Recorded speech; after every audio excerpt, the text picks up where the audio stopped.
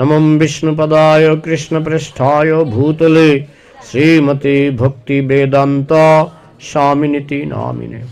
नमस्ते सारस्वती देवे गौरवाणी प्रचारिणे निर्विशेष शून्यवादी पाश्चात्य देशतारिणे।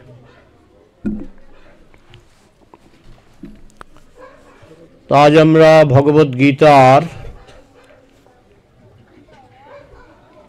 অষ্টম অধ্যায়ের 19 নম্বর শ্লোক এবং সম্ভব হলে 20 নম্বর শ্লোক, দুটো শ্লোক থেকে শ্রবণ করব। সবাই আমার সঙ্গে সঙ্গে বলুন। এটা হলো ভগবত গীতার অষ্টম অধ্যায়, অধ্যায়ের নাম অক্ষর ব্রহ্ম যোগ, 19 নম্বর শ্লোক। ভূতগ্রামঃ স এবায়াং ভূত্বা ভূত্বা প্রলীয়তে রাত্রাগমে অবসহ পার্থ প্রভুবত্ত হরাগমে। শব্দার্থ সবাই বলুন। ভূতগ্রাম জীব সমষ্টি, স সেই, এব অবশ্যই, অয়ম এই, ভূত্বা ভূত্বা পুনঃ পুনঃ জন্মগ্রহণ করে, প্রলীয়তে লয় প্রাপ্ত হয়, রাত্রি রাত্রি, আগমে সমাগমে, অবশ্য আপনা থেকেই, পার্থ হে পৃথার পুত্র, প্রভবতী প্রকাশিত হয়, অহ দিনের বেলায়, আগমে আগমনে। শিলা প্রভুপাদ কৃত অনুবাদ এবং তাৎপর্য। জয় শিলা প্রভুপাদ কি জয়। অনুবাদ। হে পার্থ, সেই জীবসমূহ পুনঃ পুনঃ জন্মগ্রহণ করে ব্রহ্মার রাত্রি সমাগমে লয় প্রাপ্ত হয় এবং পুনরায় দিনের আগমনে তারা আপনা থেকেই প্রকাশিত হয়। তাৎপর্য। যে সমস্ত অল্প বুদ্ধি সম্পন্ন জীব এই জড়জগতে থাকবার চেষ্টা করে তারা বিভিন্ন উচ্চতর গ্রহলোকে উন্নীত হতে পারে এবং তারপরে তারা আবার তাদের অবশ্যই এই পৃথিবী লোকে পতিত হতে হয়। ব্রহ্মার দিবাকালে এই জড়জগতের অভ্যন্তরে ঊর্ধ্ব এবং নিম্ন লোকগুলিতে তারা তাদের কার্যকলাপ প্রদর্শন করতে পারে, কিন্তু ব্রহ্মার রাত্রির আগমনে তারা আবার সকলেই লয় প্রাপ্ত হয়।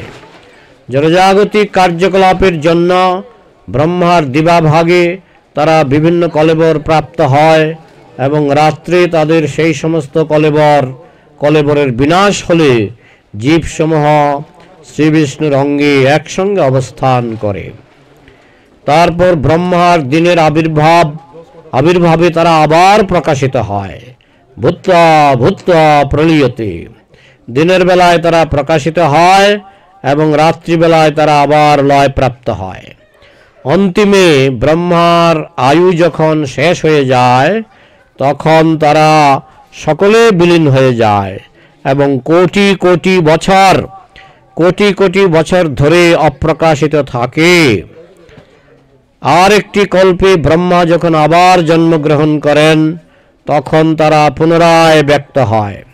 এইভাবেই জীব জড়জগতের মোহের দ্বারা আকৃষ্ট হয়ে পড়ে, কিন্তু যে সমস্ত বুদ্ধিমান ব্যক্তি কৃষ্ণ ভাবনামৃত গ্রহণ করেন তারা হরে কৃষ্ণ কৃষ্ণ কৃষ্ণ হরে হরে, হরে রাম রাম রাম হরে হরে এই মহামন্ত্র কীর্তন করে মানব জীবনকে সম্পূর্ণরূপে ভগবত সেবায় নিয়োগ করেন। এভাবে এমনকি এই জীবনেই তারা শ্রীকৃষ্ণের দিব্য ধামে প্রবেশ পূর্বক পুনর্জন্ম থেকে মুক্ত হয়ে নিত্য আনন্দময় জীবন প্রাপ্ত হন। তো এখানে আত্মা সম্পর্কে বলা হচ্ছে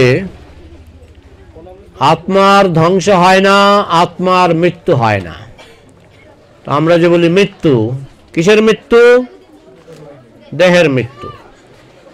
কথা বলবেন না? আচ্ছা, এখানে ভলান্টিয়ার দু একজন রাখতে হবে, যারা কথা বলবে তাদের সবাইকে প্রসাদ খাওয়াতে হবে। একজন ভলান্টিয়ার, এক দুইজন ভলান্টিয়ার রাখতে হবে। যারা কথা বলবেন, আমি এই আসন থেকে নেমে যাব, আপনারা এই আসনে বসবেন এবং কথা বলবেন। মোবাইল বন্ধ করে রাখুন, ঠিক আছে? তো ভূতগ্রাম শয়বায়ং ভূত্বা ভূত্বা প্রলীয়তে। ভূতগ্রাম মানে জীব, আমি জীব, আপনি জীব, আমরা সবাই জীব। হ্যাঁ, যেমন এই মাইকের মধ্যে আছে কি? কারেন্ট। মাইকের মধ্যে কি আছে? কারেন্ট। এখন কারেন্ট আর মাইক কি একই জিনিস? একই জিনিস নয়। ঠিক তেমনি দেহের ভিতরে আছে আত্মা। এই দেহটা নষ্ট হয়ে যায়, আত্মা নষ্ট হয় না। ন জায়তে ম্রিয়তে বা কদাচিন। আত্মার জন্ম নাই, মৃত্যুও নাই। জন্ম নাই, মৃত্যুও নাই। তাহলে কিসের জন্ম হয়? দেহের জন্ম হয়। আমার জামার জন্ম হয়। কিসের মৃত্যু হয়? আমার দেহের মৃত্যু হয়, আমার পোশাকের মৃত্যু হয়। আত্মার জন্ম নাই, মৃত্যুও নাই। তো এখন বলা হচ্ছে ব্রহ্মার দিনের বেলায় আমরা এই আত্মাগুলি এই জগতে আসে, আবার ব্রহ্মার রাত্রিবেলায় আত্মাগুলি সব আবার মহাবিষ্ণুর শরীরে বিলীন হয়ে যায়। তো এখন আমাদের বুঝতে হবে ব্রহ্মার আয়ু কত। ব্রহ্মার আয়ু কত বছর আপনারা জানেন? হ্যাঁ, আপনারা, আমি একটা সংক্ষিপ্ত হিসাব দিচ্ছি, যারা অঙ্কে খুব ভালো আমার হিসাবটা একটু ধরার চেষ্টা করবেন। 4,32,000 বছরকে 2 দিয়ে গুণ করুন। 4 লক্ষ, 8,64,000। হ্যাঁ, এটা হলো, আচ্ছা, 4,32,000 বছর হলো কলিযুগ। এখন কোনটা চলছে? এখন কলিযুগ চলছে। এটা থাকে 4,32,000 বছর ধরে, এই কলিযুগ। আর দাপর যুগ থাকে 8,64,000 বছর, কলিযুগের দ্বিগুণ। ত্রেতা যুগ হলো কলিযুগের 3 গুণ। তার মানে 4,32,000 বছরকে 3 দিয়ে গুণ করুন। 12,96,000 বছর হচ্ছে ত্রেতা যুগ। আর সত্য যুগ হলো 4,32,000 বছরকে 4 দিয়ে গুণ করুন। 17,28,000 বছর হচ্ছে সত্য যুগ। এবার সত্য, ত্রেতা, দাপর, কলি, এই 4টাকে একসঙ্গে যোগ করলে হয় দেবতাদের 1 যুগ। মানুষের সত্য, ত্রেতা, দাপর, কলি, এই 4টাকে একসঙ্গে যোগ করলে হয় দেবতাদের 1 যুগ। স্বর্গে 1 যুগ, দিব্য যুগ বলা হয়, দিব্য যুগ। তা এখন তাহলে 4,32,000 বছর, 8 লক্ষ কত? 8,64,000 বছর, 17,96,000 বছর, আরেকটা কি 12,96,000 বছর, 17,28,000 বছর। এই সবগুলি বছরকে একসঙ্গে যোগ করলে হয় স্বর্গে 1 যুগ। এইরকম এই যে দিব্য যুগ যখন 71 বার ঘুরবে, সত্য, ত্রেতা, দাপর, কলি, সত্য, ত্রেতা, দাপর, কলি, সত্য, ত্রেতা, দাপর, কলি, 71 বার যখন ঘুরবে, মানে কোটি কোটি কোটি কোটি বছর, কোটি কোটি বছর এইভাবে যখন ঘুরতে থাকে, যেমন গ্রীষ্ম, বর্ষা, শরৎ, হেমন্ত, শীত, বসন্ত, গ্রীষ্ম, বর্ষা, শরৎ, হেমন্ত, শীত, বসন্ত, এইভাবে যেমন ঘুরে, ঋতুগুলি ঘুরে না, ঠিক সেই রকম চক্রাকারে, চক্রাকারে, এটা থাকবে না। হরে কৃষ্ণ, এটা ভালো। চক্রাকারে এই সত্য, ত্রেতা, দাপর, কলি এই কোটি কোটি বছর ধরে ঘুরে, ঘুরতে ঘুরতে যখন 71 বার ঘুরে, তখন 1 মনুর জন্ম হয়। 1 মনুর জন্ম হয়, 1 মনুর মৃত্যু হয়। আগের মনুর মৃত্যু হয়, নতুন মনুর জন্ম হয়। আবার সত্য, ত্রেতা, দাপর, কলি, সত্য, ত্রেতা, দাপর, কলি যখন এইভাবে আবার 71 বার ঘুরে, মানে আবার কোটি কোটি বছর, তখন দ্বিতীয় মনুর জন্ম হয়। এখন কত কত নম্বর মনু চলছে আপনারা জানেন? 7 নম্বর। এখন চলছে সপ্তম মন্বন্তর, বৈবস্বত মন্বন্তর। তো এইভাবে বৈবস্বত মন্বন্তরে ঘুরছে, সত্য ত্রেতা দাপর কলি, সত্য ত্রেতা দাপর কলি। ঘুরতে ঘুরতে যখন 28 নম্বর কলিযুগ আসে, মানে 28 নম্বর চতুর্যুগে, আমাদের সত্য ত্রেতা দাপর কলি যখন এইভাবে ঘুরতে ঘুরতে 28 বার ঘুরে, কয়বার প্রতি মন্বন্তরে ঘুরে? 71 বার। যখন 28 বার ঘুরে সপ্তম মন্বন্তরে, সপ্তম মন্বন্তরে যখন 28 বার ঘুরে, তখন আসেন মহাপ্রভু, চৈতন্য মহাপ্রভু। তো যাই হোক, এইভাবে যখন 14 বার ঘুরে, তখন ব্রহ্মার 12 ঘন্টা, 12 ঘন্টা পরে ব্রহ্মা ঘুমাতে যান। ব্রহ্মার 12 ঘন্টা মানে আমাদের কোটি কোটি বছর। ব্রহ্মার 12 ঘন্টা মানে আমাদের কোটি কোটি বছর। ব্রহ্মা যখন ঘুমাতে যান, তখন এই পৃথিবীর ধ্বংস হয়। প্রলয়ের জলে পৃথিবী ডুবে যায়। পৃথিবী শুধু নয়, স্বর্গের নিচে যত গ্রহ আছে, স্বর্গের নিচে যত গ্রহ আছে, মাতাজি তিলক পরে দেবেন না, এখন পাঠের সময় তিলক, উলুধ্বনি এইসব পাঠের সময় বন্ধ থাকবে। পাঠের শুরুতে উলুধ্বনি দেওয়া যায়, অথবা পাঠের শেষে। পাঠের মাঝখানে উলুধ্বনি দেবেন না এবং তিলক পরাবেন না, ঠিক আছে? পাঠ চলাকালে মালা পরাবেন না, এতে মনোযোগ নষ্ট হয়। তো যাই হোক, এইভাবে সত্য ত্রেতা দাপর কলি যখন এইভাবে যখন মানে ওই 71 করে 14 বার ঘুরে, তখন ব্রহ্মার 12 ঘন্টা শেষ হয়, মানে আমাদের মানুষের হিসাবে কোটি কোটি বছর। তো এইভাবে কোটি কোটি বছর পরে, মানে ব্রহ্মার 12 ঘন্টা, ব্রহ্মা যখন ঘুমাতে যান, তখন স্বর্গের নিচে যত গ্রহ আছে, এই পৃথিবী এবং স্বর্গের নিচে তো অনেক গ্রহ আছে। এই যে সৌরমণ্ডল, যেটাকে আমরা বলি সৌরমণ্ডল, এটাও স্বর্গের নিচে। তো এইগুলি সব মানে ওই প্রলয়ের জলে ডুবে যায়। আর আত্মাগুলি তো আর মরে না, আত্মাগুলি মহাবিষ্ণুর শরীরে আশ্রয় নেয়। তারপরে আবার কোটি কোটি বছর পরে আবার ব্রহ্মা ঘুম থেকে উঠেন। যখন ব্রহ্মা ঘুম থেকে উঠেন, তখন যে আত্মাগুলি প্রলয়ের সময় মহাবিষ্ণুর শরীরে আশ্রয় নিয়েছিল, সে আত্মাগুলি আবার পুনরায় জন্মগ্রহণ করে। কীরকম জন্ম? না, মনে করেন একটা কুকুর প্রলয়ের সময়, সে যখন প্রলয়ে তো সবাই মারা যায়, মানে দেহটা নষ্ট হয়, সে কুকুরটা মহাবিষ্ণুর শরীরে প্রবেশ করে। কুকুর দেহটা প্রবেশ করে না, ওই আত্মাটা। সে যখন আবার কোটি কোটি বছর পরে জন্মায়, সে কুকুর হয়েই জন্মাবে, কারণ সে কুকুর হয়ে মারা গেছিল প্রলয়ের সময়। সে আবার কোটি কোটি বছর পরে তার যখন জন্ম হবে, সে আবার কুকুর হয়ে জন্মাবে। যে প্রলয়ের সময় বিড়াল ছিল, আবার যখন কোটি কোটি বছর পরে সৃষ্টি হবে, সে আবার বিড়াল হয়ে জন্মাবে। মানে যে স্টেজে সে প্রলয়ের মধ্যে পড়ে গেছিল, সেই স্টেজেই তাকে আবার ফিরে আসতে হবে। মাঝখানে কোটি কোটি বছর তাকে মহাবিষ্ণুর শরীরে ঘুমিয়ে থাকতে হবে। এটা এখানে বলা হচ্ছে ভূতগ্রাম স্বয়ং ভূত্বা ভূত্বা প্রলয়তে। এটা কতদিন চলবে? এই প্রলয় হবে, সব জীব মহাবিষ্ণুর শরীরে প্রবেশ করবে। এই কথা বলছে কেন তোমরা? সামনে বসে কথা বলছে কেন? এখানে এসে কথা বলতে হবে, এই চেয়ারে বসে কথা বলতে হবে।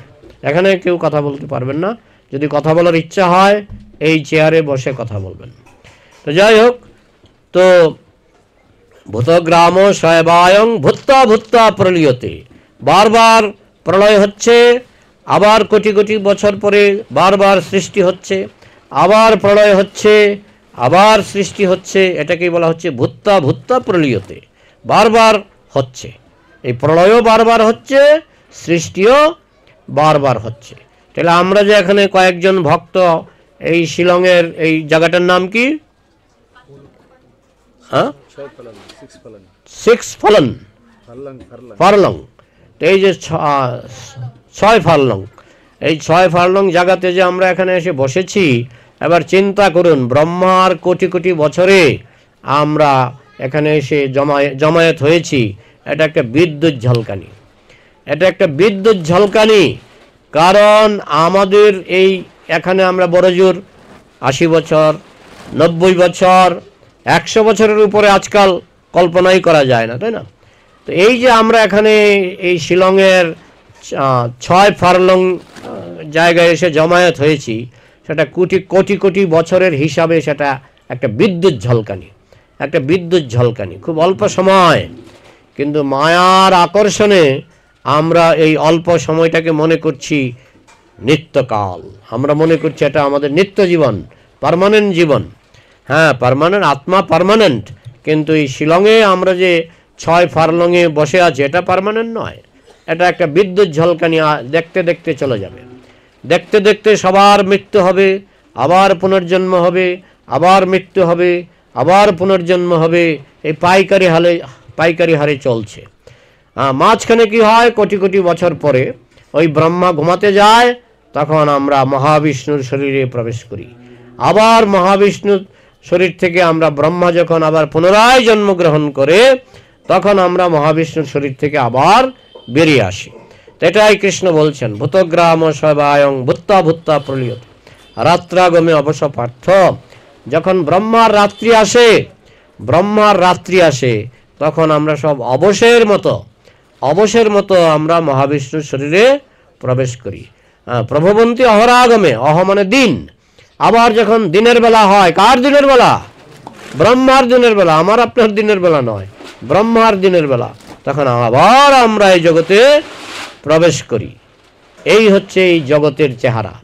এই জগতে সৃষ্টি হচ্ছে, প্রলয় হচ্ছে, সৃষ্টি হচ্ছে, প্রলয় হচ্ছে, সৃষ্টি হচ্ছে, প্রলয় হচ্ছে। মাঝখানে এক মুহূর্ত সময়, যেটাকে আমরা মনে করি 100 বছর, কিছুই না। এটা একটা বিদ্যুৎ ঝলকানিও নয়, কোটি কোটি বছরের তুলনায়, অনন্ত কোটি বছরের তুলনায় এটা একটা বিদ্যুৎ ঝলকানিও নয়। কিন্তু মায়ার বশবর্তী হয়ে আমরা এই অল্প একটু সময়, কোটি কোটি বছরের তুলনায় 100 বছর তো কিছুই না, এই সময়ের মধ্যে আমরা মারপিট করি, জায়গা জমি নিয়ে, টাকা পয়সা নিয়ে, আমরা কত কিছু নিয়ে, আমরা রাজনীতি নিয়ে আমরা কত কিছু করি না? আবার যখন প্রলয় হয় সব চুপচাপ, সব মহাবিষ্ণুর শরীরে ঘুমিয়ে পড়ে। তো এই হচ্ছে আমাদের জীবন কোথায়? এই জড়জগতে, জেলখানার মধ্যে। তারপরের শ্লোকটা আরো গুরুত্বপূর্ণ, বলা হচ্ছে পরস্তস্মাৎ ভাব অন্য ব্যক্তব্যক্তাৎ সনাতন যশ সর্বেষু ভূতেষু নশ্বস্য ন বিনশ্বতি। কিন্তু আরেকটা জগৎ আছে যেখানে প্রলয় স্পর্শ করে না, সেটা হচ্ছে গোলকধাম, সেটা হচ্ছে ভগবানের ধাম, গোলকধাম, সেখানে প্রলয় স্পর্শ করে না। তো এখন কেন আমরা এই জড়জগতে আছি, যে আমাদের শুধু এই প্রলয়ের মধ্যে কোটি কোটি বছর আমাদের ঘুরপাক খেতে হচ্ছে কেন? তার কারণ হচ্ছে আমাদের জড় বাসনা, আমরা অপরাধী। তাই ভগবান এই জেলখানা সৃষ্টি করেছেন, এই জেলখানার মধ্যে আমাদের কোটি কোটি বছর চলে যাচ্ছে। এখন যদি মনে করেন যে না, আমি আর এই জেলখানায় থাকতে চাই না, এই জেলখানার ভিতরে 4খানা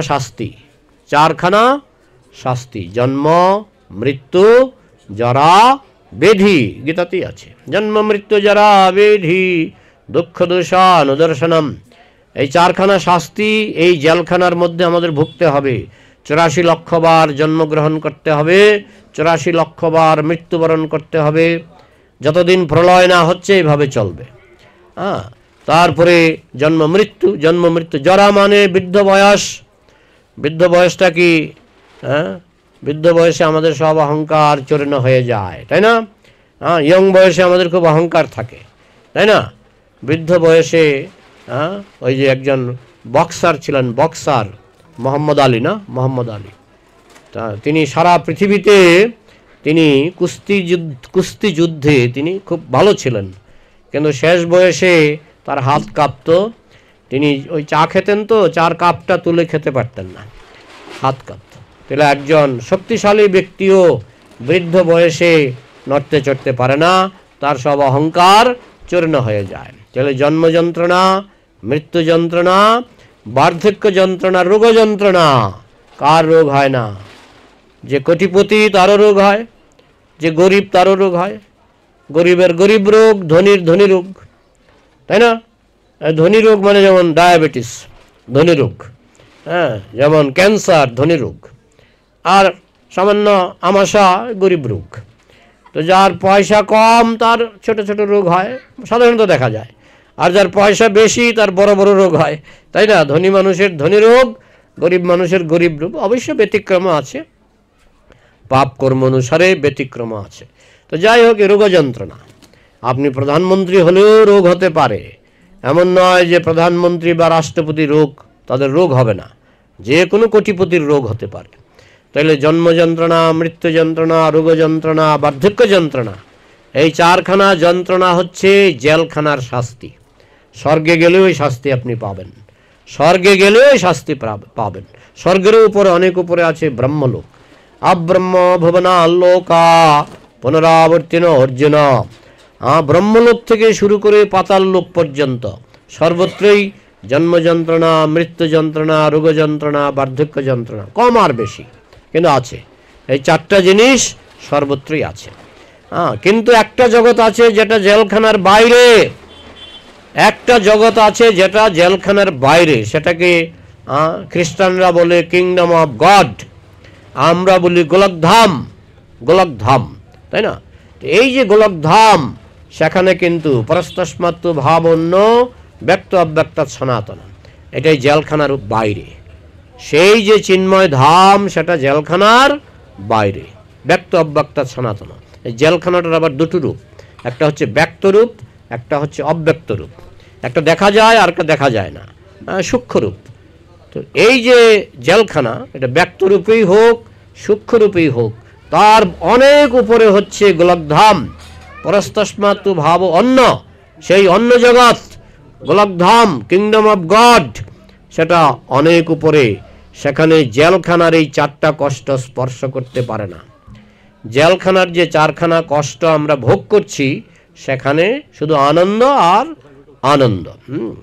শ্রেয়কান্তঃ কান্তঃ পরম পুরুষ কল্পতরব দ্রমা ভূমিশ্চিন্তামণি ঘনময়ী তয়ম অমৃতম কথাগানম নাট্যম গমনমপি বংশী প্রিয় সখী চিদানন্দম জ্যোতিঃ পরমম অপি তদ আস্বাদ্যম অপি চ সযত্র অক্ষরব্ধি শ্রবতি সুরভিভ্যশ্চ সুমহান নিমেষার্ধক্ষবা ব্রজতি নহি যত্রাপি সময় ভজে শ্বেতদীপম তমহমিহ গোলকমিতি জাম বিদন্তস্তে সন্তঃ ক্ষিতি বিরলাচারা কতিপয়ে। সেই গোলকধামটা কীরকম? শ্রেয়কান্তঃ কান্তঃ, সেই গোলকধামে সবাই খুব সুন্দর এবং সুন্দরী, সেখানে কুৎসিত কেউ নাই, সকলেই খুব সুন্দর। শ্রেয়কান্ত কান্ত। আর সেখানে থাকেন কে? সেখানকার অধিপতি কে? যেমন আমাদের দেশে এক একটা দেশে এক একটা অধিপতি থাকে। আমেরিকায় একজন অধিপতি আছেন, ভারতে একজন প্রাইম মিনিস্টার বলুন, প্রেসিডেন্ট বলুন, আছে। তো সেই রকম সেখানকার অধিপতি কে? কৃষ্ণ, পরম পুরুষ সেখানে থাকেন। তাহলে আমরা যেমন প্রতি 5 বছর পর পর ভোট দিয়ে আমরা আমাদের প্রধানমন্ত্রী বানাই, তাই না? কিন্তু সেখানের প্রধানমন্ত্রী হচ্ছেন কৃষ্ণ। এখানে যখন কেউ প্রধানমন্ত্রী হয়, মুখ্যমন্ত্রী হয়, আমাদের কত আপত্তি থাকে, কত নালিশ থাকে, এটা হলো না, সেটা হলো না। কিন্তু গোলকধামের প্রধানমন্ত্রী কৃষ্ণ, সেখানে কারো কোনো নালিশ নাই। কেন নালিশ নাই? কারণ তিনি স্বয়ং ভগবান। তিনি এত সুন্দরভাবে গোলকধামকে পরিচালিত করেন, কোনো অভাব নাই, কোনো রোগ ব্যাধি নাই। এই জন্ম যন্ত্রণা, মৃত্যু যন্ত্রণা এইসব গোলকধামে নাই।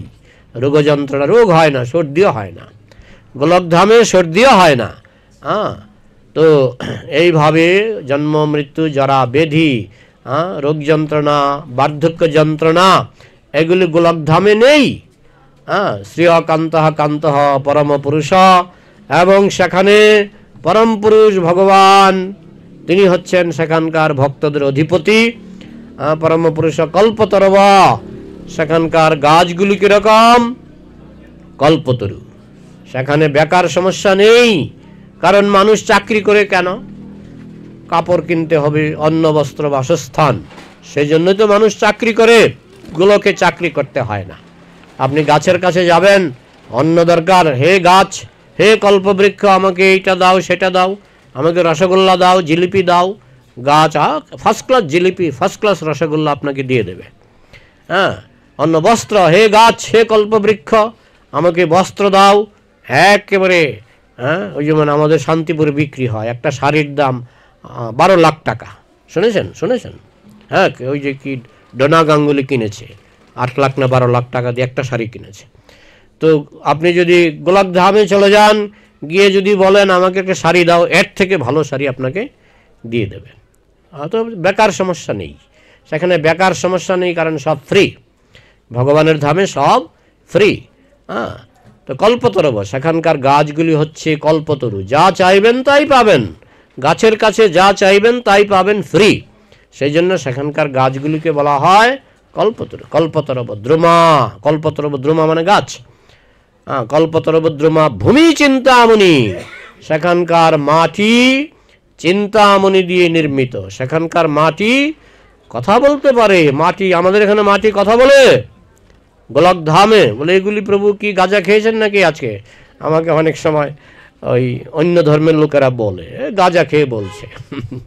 কিন্তু একজন বৈজ্ঞানিক, তার নাম হচ্ছে ডক্টর চেম্বারলেন, যারা বিজ্ঞানের ছাত্র জানবেন, ডক্টর চেম্বারলেন, তিনি নোবেল পুরস্কার পেয়েছেন।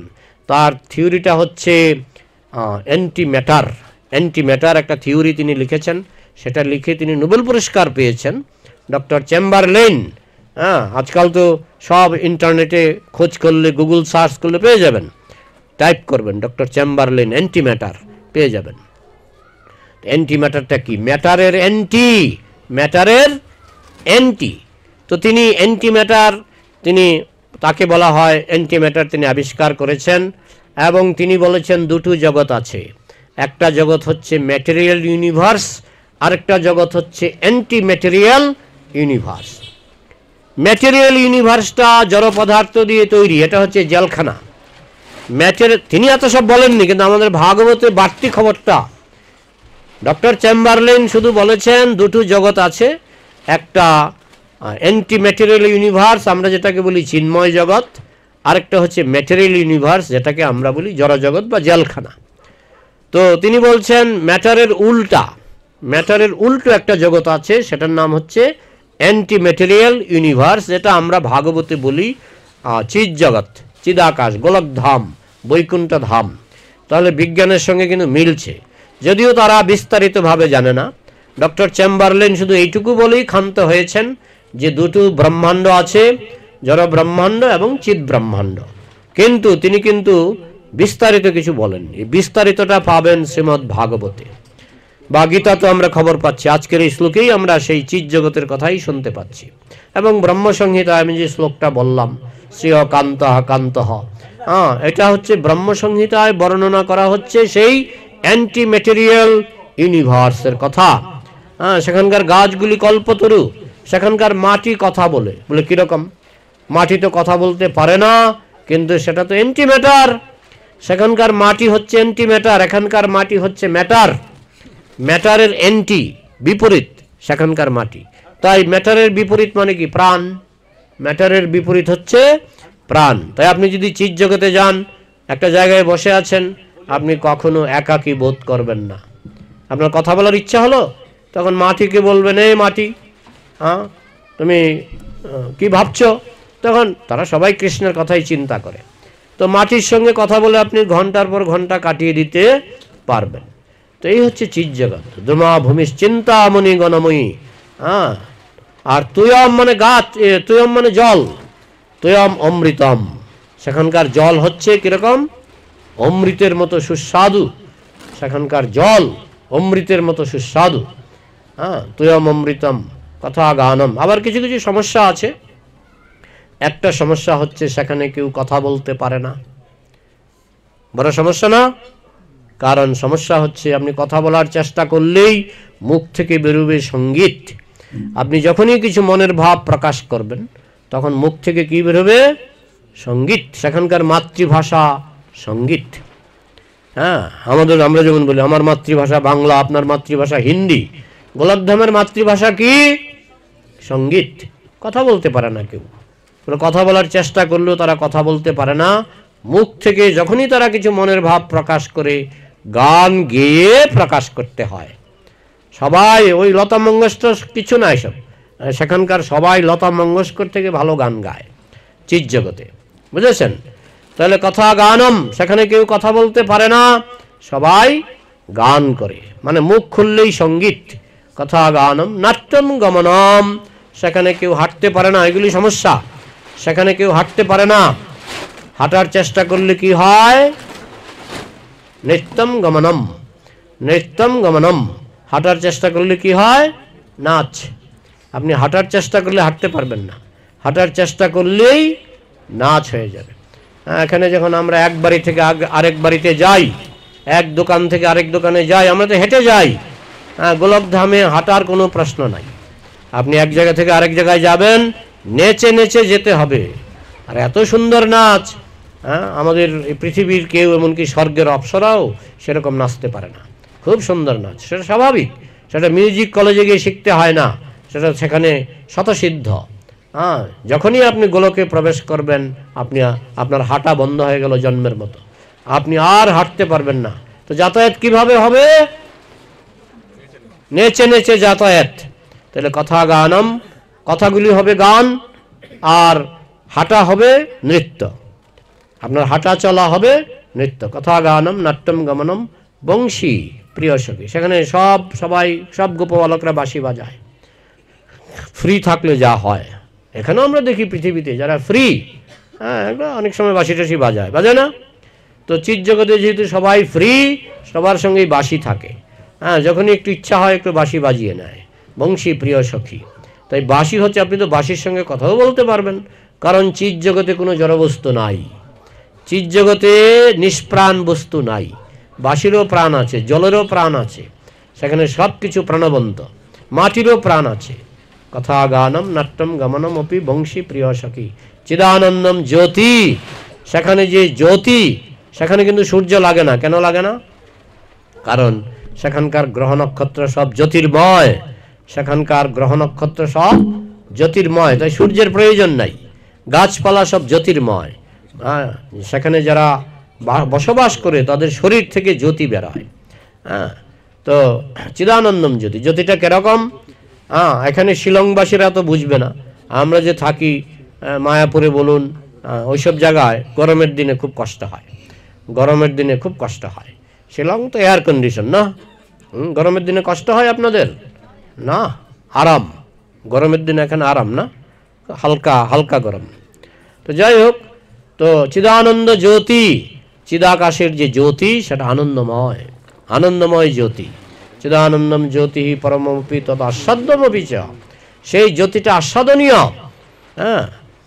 তদ আস্বাদ্যমপি চ সযত্র ক্ষীরব্ধি স্রবতী সুরভিভ্যশ্চ সুমহান, সেখানে এক একটা গাভী, সুরভি গাভী সমুদ্র পরিমাণ ক্ষীর প্রদান করে। সেখানে গোলকধামে এক একটা গাভী সমুদ্র পরিমাণ ক্ষীর প্রদান করে। তো যেখানকার জল অমৃত, সেখানকার ক্ষীর কেমন হবে? যে দেশের জল অমৃত, সে দেশের ক্ষীর কেমন হবে? ক্ষীরাব্ধি স্রবতী সুরভিভ্যশ্চ সুমহান, সেখানকার সুরভি গাভীগুলি সমুদ্র পরিমাণ ক্ষীর প্রদান করে। এরকম লক্ষ লক্ষ গাভী আছে, লক্ষ লক্ষ গাভী আছে। তার মানে আপনার কোনো কিছুর অভাব নাই, ক্ষীর ফ্রি, সব কিছুই ফ্রি। তারপরে ক্ষীরাব্ধি স্রবতী সুরভিভ্যশ্চ সুমহান নিমেষার্ধক্ষ বা ব্রজতি, এই জিনিসটা আমাদের জেলখানা থেকে বোঝা কঠিন হবে। নিমেষার্ধক্ষ বা ব্রজতি নহি সময়, সেখানে এক নিমেষ সময় অতীত হয় না, এক নিমেষ সময় ভবিষ্যৎ হয় না। তাহলে কি থাকে সেখানে? বর্তমান, নিত্য বর্তমান। গোলকধামে একটাই টেন্স, প্রেজেন্ট টেন্স, সেখানে না আছে পাস্ট টেন্স, না আছে ফিউচার টেন্স। এটা কি করে সম্ভব? এটা এই জেলখানা থেকে আমরা বুঝতে পারবো না, কারণ জেলখানাতে তিনটা tense, past tense, present tense, future tense. বর্তমানকাল, ভবিষ্যৎকাল, অতীতকাল, এটা জেলখানার ভিতরে। জেলখানার বাইরে শুধু একটা টেন্স, বর্তমান কাল, নিত্য বর্তমান। এটা আমাদের এই জন্যই বলা হয় অচিন্ত। অচিন্ত মানে আমাদের চিন্তা শক্তিতে কোলায় না। হ্যাঁ, যে চিৎ জগতে একটাই কাল, নিত্য বর্তমান। সেখানে এক নিমেষ সময়, এক সেকেন্ড সময় অতীত হয় না, এক সেকেন্ড সময় ভবিষ্যৎ হয় না। এটার কারণটা হলো আনন্দ। এত আনন্দে বলে না, আনন্দের সময় তাড়াতাড়ি কেটে যায়, বলে না। তো চিৎ জগতে আনন্দ এত এত মানে উচ্চ যে আপনার সেখানে এক সেকেন্ড অতীত হবে না, এক সেকেন্ড ভবিষ্যৎ হবে না। নিমেষার্ধক্ষ বা নহি ব্রজতি, সেখানে এক নিমেষ সময় অতীত হয় না, ভবিষ্যৎ হয় না, শুধু নিত্য বর্তমান। নিমেষার্ধক্ষ বা নহি ব্রজতি যত্রাপি সময়, সময় যেখানে নিত্য বর্তমানে দাঁড়িয়ে আছে। নিমেষার্ধক্ষ বা ব্রজতি নহি যত্রাপি সময় ভজে শ্বেত দীপম গোলকমিতি। আমি সেই গোলকের বন্দনা করি, আমি সেই গোলকের বন্দনা করি। ভজে শ্বেত দীপম গোলকমিতি যম বিদন্তস্তে সন্তঃক্ষিতি বিরলাচারা কতিপয়ে। এই সংসারে বিরল প্রকৃতির, বিরলাচারা, বিরল প্রকৃতির দু একজন সন্ত, সাধু সন্ত, দু একজন সাধু সন্ত, বিরল প্রকৃতির দু একজন সাধু সন্ত সেই গোলকের খবর জানে।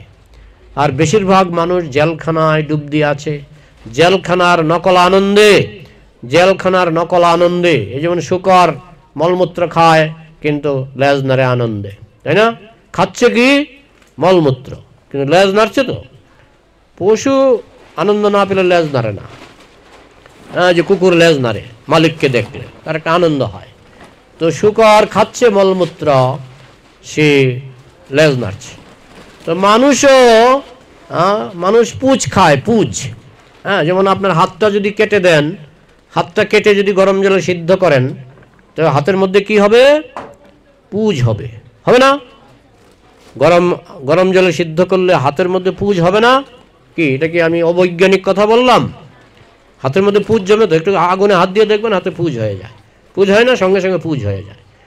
তো তার মধ্যে একটু হলুদ মরিচ মেখে আপনি খেয়ে বলবেন ও খুব টেস্ট, খুব টেস্ট। তো একটা ছাগলের, আমি আজকেই দেখছিলাম ছাগলের পা বিক্রি হচ্ছে, ছাগলের পা হলুদ টলুদ মেখে ওইটাকে আগুনে সিদ্ধ করে পুঁজ বানিয়ে দিচ্ছে। এখন শুকর যেমন পায়খানা খেয়ে লেজ নাড়ে, মানুষও এই পুঁজ খেয়ে লেজ নাড়ে। মানুষের লেজ নাই কিন্তু সে আনন্দ পায়। সে খাচ্ছে ছাগলের পুঁজ, খাচ্ছে শুকরের পুঁজ, খাচ্ছে গরুর পুঁজ, খেয়ে খেয়ে সে লেজ নাড়ছে, বলে একটু হলুদ মরিচ মাখা আছে, যে হলুদ মরিচটা আবার নিরামিষ। তো যাই হোক, তো আমরা এই জড়জগতে নকল আনন্দে ডুবে আছি, তাই আমরা গোলকের আনন্দের খবরও রাখি না। কিন্তু বিরলাচারা কতিপয়ে, দু একজন বিরল প্রকৃতির লোক, বিরল প্রকৃতির সন্ত, সন্ত বলা হচ্ছে সন্ত, সাধু সন্ত, সাধু সন্ত সেই গোলকের খবর রাখে। তো আগে তো শুধু সাধু সন্তরা এগুলি মানত, এখন তো বিজ্ঞানও বলছে যে anti material universe, doctor Chamberlain যিনি নোবেল পুরস্কার পেয়েছেন, তিনিও বলছেন যে একটা অ্যান্টি মানে বিপরীত, ম্যাটেরিয়াল মানে জড়, অ্যান্টি ম্যাটার মানে জড়ের বিপরীত। তো জড়ের বিপরীত আমরা জানি প্রাণ, জড়ের বিপরীত আত্মা, জড়ের বিপরীত প্রাণ। তিনি বলছেন একটা ইউনিভার্স আছে, একটা ব্রহ্মাণ্ড আছে যেটা হচ্ছে অ্যান্টি ম্যাটেরিয়াল ইউনিভার্স। যদিও তিনি বিস্তারিত খবর দিতে পারেননি, কিন্তু ভগবান যুগে যুগে অবতীর্ণ হন, তিনি সেই অ্যান্টি ম্যাটেরিয়াল ইউনিভার্সের খবর আমাদেরকে দিয়ে যান। যে গোলকে চলে আসো, এখানে কেন কোটি কোটি বছর ধরে পচে মরছ, গোলকে চলে আসো। তা আমরা ভাবছি এখানে তো ভালোই আছি, এটাই হচ্ছে আমাদের রোগ। যেমন একবার দেবরাজ ইন্দ্র একবার গুরুর চরণে অপরাধ করেছিলেন। এই মোবাইল বন্ধ করা। গুরুর চরণে অপরাধ করেছিলেন কে? দেবরাজ ইন্দ্র। তার গুরুদেব যখন দেবরাজ ইন্দ্রের সভায় যখন অপ্সরারা নৃত্য করছিলেন, তখন গুরুদেব গিয়ে সেখানে উপস্থিত হলেন। যখন গুরুদেব উঠলেন, তখন দেবরাজ ইন্দ্র দেখলেন কয়েকটা চেয়ার খালি আছে। তো ইন্দ্র ভাবলেন গুরুদেব তো এখানে ডেলি আসেন, ঠিক আছে এখানে চেয়ার খালি আছে, বসে যাবেন। এতে দেবরাজ ইন্দ্রের অপরাধ হয়ে গেল। নিয়ম হচ্ছে গুরুদেব যখন আসেন, শিষ্যের কর্তব্য আসন ছেড়ে উঠে গুরুদেবকে প্রণাম করে তাকে যথাযোগ্য সম্মান দেখানো। সেটা দেবরাজ ইন্দ্র করতে ভুলে গেছিলেন, কারণ অপ্সরার নাচ দেখতে দেখতে তিনি এমন মোহিত হয়ে গেছিলেন যে তার গুরুদেবকে তিনি যথার্থ মর্যাদা দেননি। তখন গুরুদেব রাগ করে সেখান থেকে চলে গেলেন। সেই অপরাধে দেবরাজ ইন্দ্র শূকর হয়ে জন্মালেন, শূকর হয়ে এই পৃথিবীতে এসে শূকর হয়ে জন্মালেন। তারপরে শূকরের সংসর্গে সে ৬-৭খানা, শূকর কিন্তু এক একবার ৬-৭খানা করে বাচ্চা দেয়, তার ৬-৭খানা বাচ্চা হলো। তখন স্বর্গে রাজা হওয়ার যোগ্য ব্যক্তি পাওয়া যাচ্ছে না। তখন বৃহস্পতি বললেন, ঠিক আছে, আমার শিষ্যকে ক্ষমা করে দিলাম, তাকে নিয়ে আসো। তিনি ব্রহ্মাকে পাঠালেন এবং ব্রহ্মা এসে দেখে শূকর হয়ে গেছে, ইন্দ্র হয়ে গেছে শূকর। তখন ব্রহ্মাকে দেখে সেই শূকর রূপী ইন্দ্র ব্রহ্মাকে মারতে গেলেন, তুমি কি আমার বাচ্চাগুলিকে নিতে এসেছ? তখন ব্রহ্মা তার কমণ্ডল থেকে দিব্য জল ছিটিয়ে দিলেন। তখন সেই শূকরের একটু জ্ঞান হলো, কে আপনি? প্রশ্ন করছেন, কে আপনি?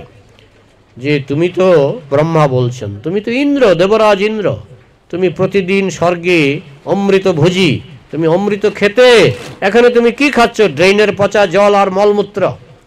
তখন দেবরাজ ইন্দ্র, শূকর কিন্তু তখন শূকর বলছে, স্বর্গে মলমূত্র পাওয়া যায় না?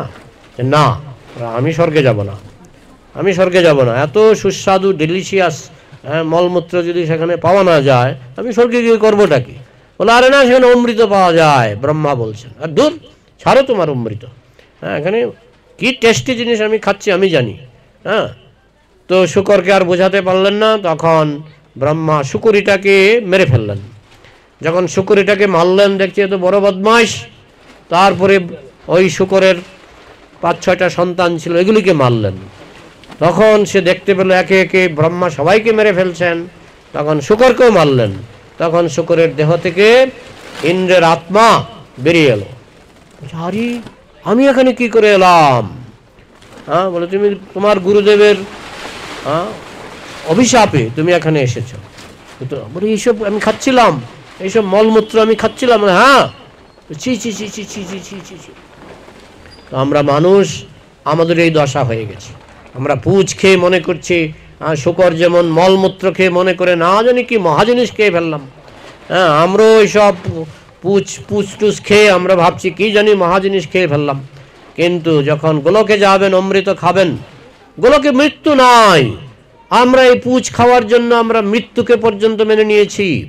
আর মৃত্যুকে একবার, এক মাঘে শীত যায় না, জন্ম হচ্ছে মৃত্যু হচ্ছে, জন্ম হচ্ছে মৃত্যু হচ্ছে, প্রতিবারই কষ্ট পাচ্ছি।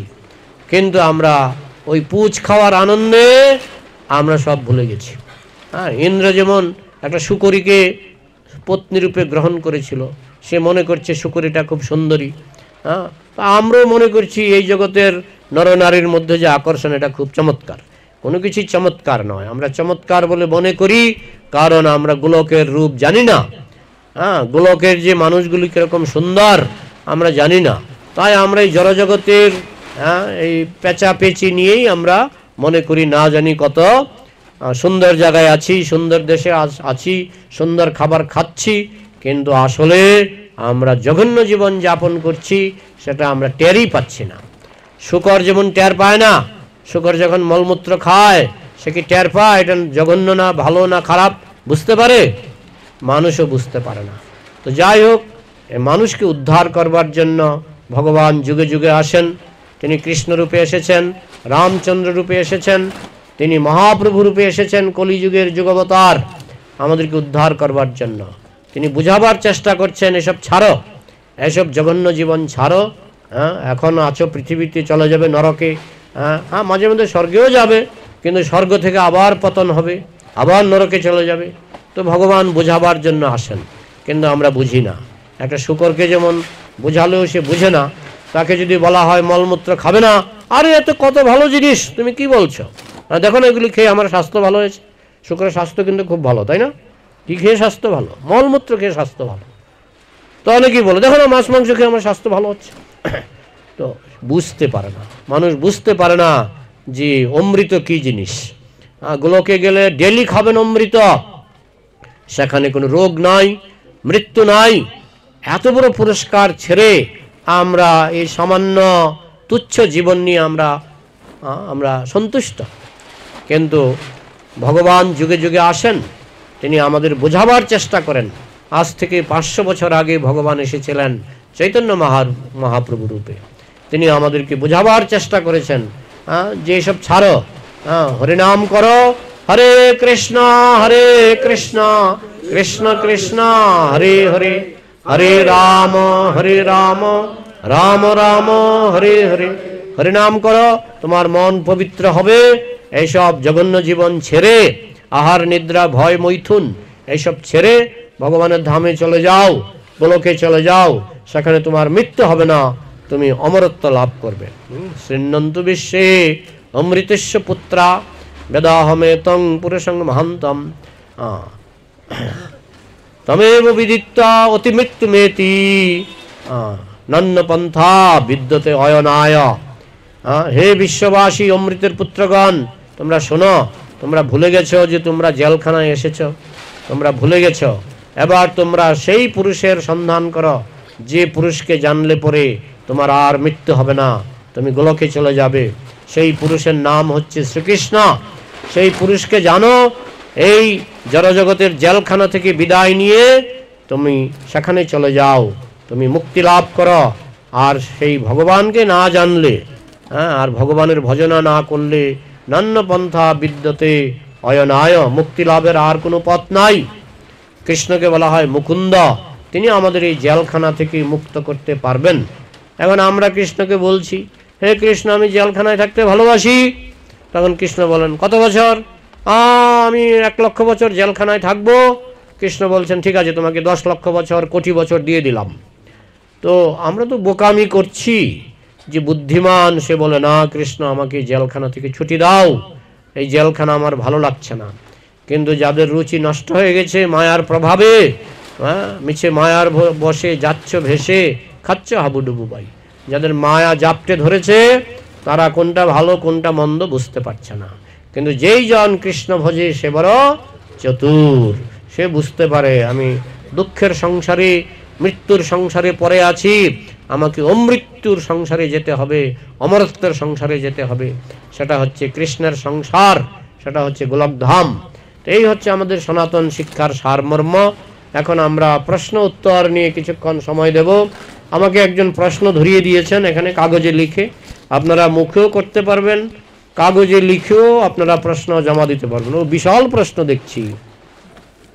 আমার 1 নং প্রশ্ন হলো, প্রভু ইস্কনে যারা আছে তারা বলে তিলক পরো, মালা পরো, জপ করো, তাহলে মনুষ্য জীবন সার্থক হবে। কিন্তু আমার তিলক পরতে লজ্জা লাগে, মালা জপ করতে ইচ্ছা হয় না, তাহলে আমি ভগবানের কৃপা পাবো না। বা আমার আজকের আলোচনার সঙ্গে অনেকটা মিলে গেছে। আমার যেমন শুকর বলছে আমার মলমূত্র খেতে ভালো লাগে, তাই না? তা আমরাও বলছি আমার এই সংসার ভালো লাগে, ভগবানের নাম করতে ভালো লাগে না, মোবাইল দেখতে ভালো লাগে, তাই না? ঘন্টার পর ঘন্টা মোবাইল দেখতে ভালো লাগে, ঘন্টার পর ঘন্টা জব করতে বিরক্ত লাগে, তাই না? আবার ঘন্টার পর ঘন্টা মোবাইল দেখতে খুব ভালো লাগে, তাই না? তো এখন এটা হচ্ছে রুচি। এখন শুকর ঘন্টার পর ঘন্টা মলমূত্র খেতে তার ভালো লাগে। তো এখন শুকরকে বোঝালে কোনো কাজ হবে? কোনো কাজ হবে না। এখন আমরা এই যে জানেন তো, ওই রথের সময় হেমা মালিনী এসেছিলেন। হেমা মালিনী চেনেন তো সবাই? হেমা মালিনী তিলক কাটলো, তিলক। আর দেখা দেখি কতগুলি কলেজের ছাত্রছাত্রী এসেছিল, ছাত্রীরা জিন্স পরে, তারা এসেছিল। আরে দেখে হেমা মালিনীর কপালের তিলক, ভাই আমাকে একটু তিলক দাও না। দোকানে তিলক বিক্রি হচ্ছিল ইস্কনের দোকানে, সঙ্গে সঙ্গে সেখান থেকে তিলক কিনে সবাই পড়তে লাগলো। কেন বলুন তো, কেন? ওই হেমা মালিনী পড়েছে, আবার আমারও পড়তে হবে। তো যাই হোক, তো মানুষ তিলক পরা পছন্দ করে না, কিন্তু আমার খুব ভালো লাগছে। এখানে আমি যে কপালের দিকে তাকাচ্ছি সেই কপালেই তিলক দেখতে পাচ্ছি, সবার কপালে তিলক। এটা কি করে সম্ভব হলো শিলংয়ের মতো জায়গায়? আমার কাছে অবাক লাগছে। ওই আমি তো এখনো তাকাচ্ছি, সব তিলক, সব তিলক। এটা কি করে হলো আমি বুঝতে পারছি না। এই দৃশ্য তো আমরা শুধু মায়াপুরে দেখি, সব কপালে তিলক। কিন্তু এখানে ব্যতিক্রম 2-1 জন বলছে তিলক পড়তে ভালো লাগে না। প্রভুপাদ বলতেন একটা সিনেমার নায়িকা ইসকনে যোগদান করেছিল। তো তখন তার তিলক পড়তো না, যখন সিনেমা করত। তারপরে সিনেমা ছেড়ে প্রভুপাদের কাছে দীক্ষা নিল। দীক্ষা নিয়ে যখন তিলক পড়লো, প্রভুপাদ বলছে, দেখো তোমার আগের ছবি দেখো আর এখনকার ছবি দেখো। এখন তোমাকে মনে হচ্ছে লক্ষ্মী দেবী, আগে মনে হচ্ছিল কোনো মানে বাজে লোক। তিলক পড়লে মানুষের চেহারা সুন্দর লাগে, খুব সুন্দর লাগে, এটা আপনি লক্ষ্য করবেন। আমি দেখেছি একটা মানুষ তিলক ছাড়া, মহাপ্রভু বলতেন শ্মশান কপাল, শ্মশান কপাল, কপালটাই শ্মশান। কপালে যদি সুন্দর তিলক শোভিত না হয় সেটা হচ্ছে শ্মশান কপাল। যাই হোক, তো এখানে প্রশ্নটা আবার পড়ি যে ইসকনে বলে তিলক কাটো। তিলক কাটলে আপনার এই দেহটা মন্দির হয়ে যায়। একটা মন্দির, 12, আমরা কয় জায়গায় তিলক কাটি? 12 জায়গায়, 12টা মন্দির এই দেহের মধ্যে আমরা স্থাপন করি। মালা জপ করলে মন পবিত্র হয়, মনের কাম ক্রোধ লোভ মোহ মদ মাৎসর্য যেগুলি কমে যায়। ভগবানের কথা স্মরণ করলে অসাধ্য সাধন হয়। প্রভুপাদ কি করলেন? 70 বছর বয়সে গেলেন, 80 বছর বয়সে দেহত্যাগ করলেন। তিনি প্রায় 8 বছর প্রচার করেছিলেন। তিনি সবসময় জপ করতেন। তো তিনি জপের শক্তি দিয়ে বিশ্ব জয় করলেন। সুতরাং জপের শক্তি না, এটা ভুল ধারণা। জপের মধ্যে ইহা হইতে সর্বসিদ্ধি হইবে তোমার, মহাপ্রভু বলেছেন। সর্বক্ষণ বলইথে বিধিনাহিয়ান, বলছে কোনো বিধিনিষেধের কথা চিন্তা করবে না, সবসময় হরিনাম করো, তোমার জীবনে সর্বসিদ্ধি হবে। তাহলে মালা জপ করা, তো এইভাবে তারা অনেকে বিরক্ত হয়। কিন্তু যারা বুদ্ধিমান, তারা ভগবানের কৃপা যদি পেতে চায়, তিলক কাটতে হবে, কণ্ঠীমালা পড়তে হবে। এই যে কণ্ঠীমালা, আমরা হচ্ছে কৃষ্ণের কুকুর। আমরা কি? কৃষ্ণের কুকুর। রাস্তায় দেখবেন 2 ধরনের কুকুর দেখা যায়। এক ধরনের কুকুরের গলায় বেল্ট আছে, আরেক ধরনের কুকুরের গলায় বেল্ট নাই। কি বুঝবেন? কি বুঝবেন? যে কুকুরের গলায় বেল্ট আছে, কি বুঝবেন? তার একটা মালিক আছে। আর যে কুকুরের গলায় বেল্ট নাই, তার মালিক নাই, সে অনাথ। অনাথ। তো আমাদের গলায় বেল্ট আছে, তুমি তো ঠাকুর, তোমার কুকুর বলিয়া জানো মোরে। হে ভগবান, তুমি হচ্ছে ঠাকুর, আমি হচ্ছি তোমার কুকুর। এই যে বেল্ট, কৃষ্ণের কুকুর হলে বেল্ট পরে নেবেন। তাহলে কি আমরা অনাথ না সনাথ? সনাথ। যখনই বেল্ট পরলেন আপনার পরিচয়, আপনি সনাথ, আপনার প্রভু আছে কৃষ্ণ। আর যখনই বেল্ট ছাড়া, এ রাস্তায় যেমন স্ট্রিট ডগ আছে না, বেল্ট নাই, গলায় বেল্ট নাই, বুঝে নেবেন এটার মালিক নাই, এটা অনাথ। তা আমরা যদি সনাথ হতে চাই, তাহলে আমাদের বেল্ট আজকেই জোগাড় করে নেবেন। আপনাদের কোনো দোষ নেই, হয়তো জানতেন না, কিন্তু এখন জেনে গেলেন যে বেল্ট পরলে আমার মালিক আছে, কৃষ্ণ আমার মালিক, আমি কৃষ্ণের কুকুর। তো আজকেই আমাদের দোকান এসছে এখানে, আপনারা এই বেল্ট কিনে নেবেন। আর পরে দ্বিতীয় প্রশ্ন, আচ্ছা প্রথম প্রশ্ন নিয়ে যে প্রশ্ন করেছেন আমি জানি না, তো প্রথম প্রশ্ন নিয়ে যদি আবার প্রশ্ন জাগে জানাবেন। দ্বিতীয় প্রশ্ন হচ্ছে, প্রভু আমি আগে এক গুরুর কাছ থেকে দীক্ষা নিয়েছিলাম, এটা আমার জীবনের সঙ্গে মিলে গেছে, কারণ আমিও এক ভণ্ড গুরুর কাছ থেকে দীক্ষা নিয়েছিলাম আগে ইসকনে যোগদান করার আগে। আমি নিজেও 2-3 জায়গায় গিয়েছিলাম। আমি যেখানে যেতাম সেখানেই বলতাম আমাকে দীক্ষা দিন। তো কয়েক জায়গায় ঘুরে ঘুরে লাস্টে এসে ঠেকলাম ইসকনে। তো দীক্ষা ভুল করে নিতেই পারি। গর্ববহ বসন্তী শিষ্যবিত্ত অপহারক, দুর্লভ সদ্গুরুর দেবী শিষ্য সন্তাপহারক। যে শিষ্যের টাকা পয়সা চুরি করার মতো গুরুর অভাব নাই, শিষ্যের টাকা পয়সা চুরি করার মতো গুরুর অভাব নাই, কিন্তু শিষ্যের দুঃখ জ্বালা হরণ করার মতো গুরুর বড়ই অভাব। এটা আমার কথা নয়, শাস্ত্রে সেইভাবে বলা হয়েছে। এই জন্য বলা হয় সদ্গুরু আর অসদ্গুরু। এখন ভুল করে যদি আমি অসদ্গুরুর খপ্পরে পড়ে যাই, পকেটমার গুরুর খপ্পরে পড়ে যাই, ওরা আমাকে মাসে মাসে একটু একটু করে কমিশন দেবে। কৃষ্ণ যখন দ্বারকা বানিয়েছিলেন, কৃষ্ণ কি নারদ মুনিকে বলেছিলেন, নারদ মুনি মাসে মাসে কমিশন পাঠাও, আমি দ্বারকা নির্মাণ করছি? কৃষ্ণের কাউকেই কমিশন দিতে হয়নি, কৃষ্ণকে কেউ কমিশন দেয়নি, বিনা কমিশনে তিনি দ্বারকা বানিয়েছিলেন। 16,108খানা রাজপ্রাসাদ তিনি বানিয়েছিলেন বিনা কমিশনে। কেউ তাকে মাসিক কমিশন কেউ তাকে দেয়নি, তাই না? তাহলে যাই হোক, তো আগে এক গুরুর কাছে দীক্ষা নিয়েছি, নাম বলবো না, নাম বললে তো শত্রু, তাই না? গরম ভাতে বিলাই বেজার, বিলাই মানে বিড়াল গরম ভাতে বিড়াল বেজার, বেজার মানে মন খারাপ, মন বেজার মানে মন খারাপ, এগুলি সিলেটিরা খুব বলে। গরম ভাতে বিলাই বেজার।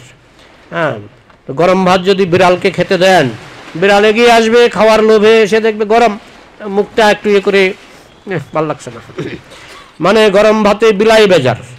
তো এখন গরম কথা বললে মনে কষ্ট হয়, তাই কেউ যদি বলে আমি অমুক গুরুর কাছ থেকে দীক্ষা নিয়েছি, অমুক গুরু তো আমাকে আমাকে নানাভাবে শোষণ করছে, আমার টাকা পয়সা লুট করছে, তাই নাম বলবো না। ঠিক আছে, হ্যাঁ, নাম বললে লোকে খারাপ পায়, ঠিকই বলেছেন। হ্যাঁ, যাই হোক, দীক্ষা নেবার সময় গুরু ভাই জিজ্ঞাসা করলেন কত টাকা দিয়ে ও বাবা, নাম না বললেও বেরিয়ে যাচ্ছে না কত টাকা দিয়ে ইষ্টবৃত্তি করবে? আমি বললাম বুঝলাম না। উনি বললেন সকালবেলা হাতে টাকা নিয়ে গুরুকে প্রণাম করতে হয়। যাই হোক, অনেক দিন করেছি, হঠাৎ করে আমার ইস্কনের সাথে সঙ্গ হয়, তখন দেখি সব উল্টা। ইস্কনে বললেন সকালবেলা হাতে টাকা নয়, হাতে জপমালা নিয়ে বসো, কলিযুগের মহামন্ত্র জপ করো। যাই হোক, যে প্রশ্নগুলি করেছেন খুব ভালো প্রশ্ন। হরে কৃষ্ণ কৃষ্ণ কৃষ্ণ হরে হরে, হরে রাম রাম রাম হরে হরে। তাহলে একজন বলছে টাকা দাও টাকা দাও, আরেকজন বলছে জপ করো। আবার টাকার সিস্টেম আছে, চ্যানেল আছে, আপনি একজনকে দেবেন, তিনি কিছু কমিশন রাখবেন, বাকিটা হেডকোয়ার্টারে, তাই না? বাকিটা হেডকোয়ার্টারে পাঠানো হয়, তিনি কিছু কমিশন পাবেন, যে কালেকশন করবেন তিনি কিছু কমিশন পাবেন। তো যাই হোক, ইস্কনে তো এসব নাই। ইস্কনে গেলে প্রথমে আপনাকে জপমালা ধরিয়ে দেবে, আর তারা বলবে ওই নাকের মধ্যে নিঃশ্বাসের সঙ্গে জপ বেঁধে দিয়েছে, 21,600 বার করিতেছে গমনাগমন। নাকের ভিতর দিয়ে যখন আপনি নিঃশ্বাস নিচ্ছেন, আপনাকে আর জপ করতে হবে না। এই অলসের কারখানা, এগুলি অলসের কারখানা। হ্যাঁ, ওই বৃন্দাবনে একজন আছে, বলছে 16 নাম 32 অক্ষর জপ করতে অনেক সময় লাগে, সুতরাং এত সব জপ করতে হবে না, তোমাকে একটা ছোট্ট মন্ত্র দিচ্ছি, যেটা এই 2-1 বার জপ করবে, বা তুমি যত পারো জপ করো, কিন্তু মন্ত্রটা ছোট, 16 নাম 32 অক্ষর করতে অনেক সময় লাগে, তো এই ছোট মন্ত্রটা জপ করো। তো যারা অলস তারা বলে আরে ভালো তো, আমার সময় বাঁচিয়ে দিচ্ছে। আবার আরেকজন গুরু এসে বলছে অজপা, জপ করতে হবে না, জপ করতে হবে না, আরে আরো সময় বাঁচিয়ে দিচ্ছে, আরো সময় বাঁচিয়ে দিচ্ছে, জপ না করে জপের ফল পেয়ে যাব। তো মানুষ যারা ঠকতে চায়, ভগবান তাদের কাছে ঠক পাঠিয়ে দেয়। তাই এখন এমন কে আসল গুরু, একটু আমাদেরকে বুঝিয়ে দিন শাস্ত্র থেকে। আসল গুরু হচ্ছে যিনি আপনাকে কৃষ্ণ নামের পথে আকৃষ্ট করবেন, যিনি আপনাকে সদাচারে আকৃষ্ট করবেন। অনেকে বলে, অনেক গুরু বলে মদ খেতে পারো, কোনো অসুবিধা নাই, আমাকে মাসে মাসে টাকা পাঠিয়ে দিও। হ্যাঁ, তো এই গুরু, সেইসব গুরু যাদের বুদ্ধি আছে তারা বুঝতে পারবে, যাদের বুদ্ধি নাই তারা ভাববে টাকা দিলেই 7 খুন মাপ। হ্যাঁ, তো এরা সদ্গুরু নয়, এরা অসৎগুরু। সদ্গুরু হচ্ছে যিনি আপনাকে কৃষ্ণ ভক্তি দান করবেন, কৃষ্ণ ভক্তি দান করবেন, ভগবানের নাম, ভগবানের কথা, গীতা ভাগবত এগুলি আপনাকে দেবেন, তিনি হচ্ছেন সদ্গুরু। আর যিনি আপনার কাছ থেকে শুধু পয়সা নেবেন, হ্যাঁ, আপনি মাছ খান, মাংস খান, মদ খান, হ্যাঁ, বলে আমি তো নিরামিষ খেতে চাই, তাও আছে, তাও আছে, কোনো অসুবিধা নেই, আমার এখানে নিরামিষ খেয়েও থাকতে পারবে, মাছ খেয়েও থাকতে পারবে, মদ খেয়েও থাকতে পারবে, কোনো অসুবিধা নেই। তো সবাই সেদিকে দৌড়ায়, সবাই সেদিকে দৌড়ায়। আর যখনই প্রভুপাদ বলেন এটা করতে পারবে না, এটা করতে পারবে না, এটা করতে পারবে না, কোন বাবা ভালো? এক বাবা ছেলেকে বলছে তুমি সিগারেট খাও, মদ খাও, আমার কোনো আপত্তি নাই, আরেক বাবা ছেলেকে বলছে সব খেতে পারবে না। কোন বাবা ভালো? যে বাবা ছেলেকে শাসন করে, নিষেধ করে। শিষ্য মানেই শাসন, শিষ্য মানেই শাসন। তো যে সংস্থায় শাসন নাই, হ্যাঁ, বলে আমি মাছ খেতে চাই, খাও, মাংস খেতে চাই, খাও, আমি নিরামিষ খেতে চাই, খাও, কোনো, ওদের কথা হলো, মেইন কথা হলো মাসে মাসে কি পাবো। আমি যদি 1 লক্ষ শিষ্য বানাতে পারি, সবাই যদি 1 টাকা করে দেয়, তাহলে আমার কত টাকা? মাসে 1 লক্ষ টাকা। কত সহজ ইনকাম, কত সহজ ইনকাম। তো বুদ্ধি থাকলে বুঝে নেবেন কে সদ্গুরু আর কে অসদ্গুরু। আমার 3 নং প্রশ্ন, প্রভু কিছু কিছু ডাক্তার আছে তারা বলে ডিম খাবে, মাছ খাবে, মাংস খাবে, কিন্তু শুনে মনে খুব হয়তো কষ্ট হতে পারে অনেকের। সাউথ ইন্ডিয়ান বেশিরভাগ ডাক্তার কিন্তু এগুলো বলে না। আমার এক পরিচিত লোক, তার রোগ হয়েছিল, তো সাউথ ইন্ডিয়াতে গেছে। সাউথ ইন্ডিয়ার ডাক্তার, বড় ডাক্তার, বলছে আপনি মাছ খাওয়া বন্ধ করুন, মাংস খাওয়া বন্ধ করুন, আর মসুর ডাল খাবেন না, বলে দিয়েছে। তো সে মন বেজার করে, মনে একটু কষ্ট হলো তার, কারণ এগুলি তার খুব প্রিয়। তো সে ত্রিপুরার, লোকটা ত্রিপুরার ছিল। ত্রিপুরাতে এসে এক ডাক্তারের কাছে গেছে। ডাক্তার বলছে, কে বলছে আপনি মাছ খাবেন বেশি করে, যত চায় মন, মাছ খাবেন, মাংস খাবেন। তো আমাকে এসে বলছে ওই ত্রিপুরার ডাক্তারটা ভালো আর সাউথ ইন্ডিয়ান ডাক্তারটা খারাপ। হ্যাঁ, তো খারাপ ভালো বিচার কিভাবে করলেন না, ত্রিপুরার ডাক্তারটা আমার মনের মতো কথা বলেছেন, আর সাউথ ইন্ডিয়ান ডাক্তার এমন সব কথা বলেছেন যেগুলি আমার মনে ধরে না, মনে ধরেনি। তো এখন ডাক্তার নিজেই এসব খেতে পছন্দ করে, ডাক্তার নিজেই এসব খেতে পছন্দ করে, তাই রোগীকেও বলে এসব খাবেন। হ্যাঁ, আর যে ডাক্তার, সাউথ ইন্ডিয়ানরা বেশিরভাগই জানেন 80% লোক নিরামিষভোজী সাউথ ইন্ডিয়াতে, বিশেষ করে উচ্চ বর্ণের যারা। হ্যাঁ, সাউথ ইন্ডিয়াতে মাছ মাংস খায় যারা ওই জেলে টেলে আছে, মানে নিম্ন জাত বলা হয় তাদেরকে, তারা মাছ মাংস সেখানে খায়। সাউথ ইন্ডিয়াতে উচ্চ বর্ণের ব্যক্তিরা বলা হয় 80% লোক মাছ মাংস খায় না। আপনি যাবেন সাউথ ইন্ডিয়া দেখবেন। হ্যাঁ, আমার এক পরিচিত লোক সাউথ ইন্ডিয়ায় গিয়েছিলেন, তো কয়েকদিন ইডলি ধোসা খেয়ে তার আর ভালো লাগছে না, তার মনে হলো একটু কাতলা মাছ, একটু ইলিশ মাছ খাবো। তো সে একটা হোটেলে গিয়ে জিজ্ঞেস করছে আপনার এখানে মাছ পাওয়া যাবে? এত ঘৃণা করে তারা, হোটেলের মালিক ওনাকে দূর করে তাড়িয়ে দিলেন। তো যাই হোক, যে দেশে যে আচার। হ্যাঁ, এখন কোনো দেশে এইসব পুঁচ খেতে ভালোবাসে, কোনো দেশে মনুসংহিতায় বলা হয়েছে যারা মাছ খায় তারা গোমাংস খায়। এটা আমার কথা না, আমি মনুসংহিতায় দেখিয়ে দেবো। আমার একটা ভিডিও আছে, একেবারে শ্লোক নাম্বার দেওয়া আছে, অধ্যায় 15 নম্বর অধ্যায়, শ্লোক নাম্বারটা আমার এখন মনে নেই, কিন্তু সেখানে মনু বলছেন যে মাংস খাওয়া বরং মাছ খাওয়ার থেকে ভালো।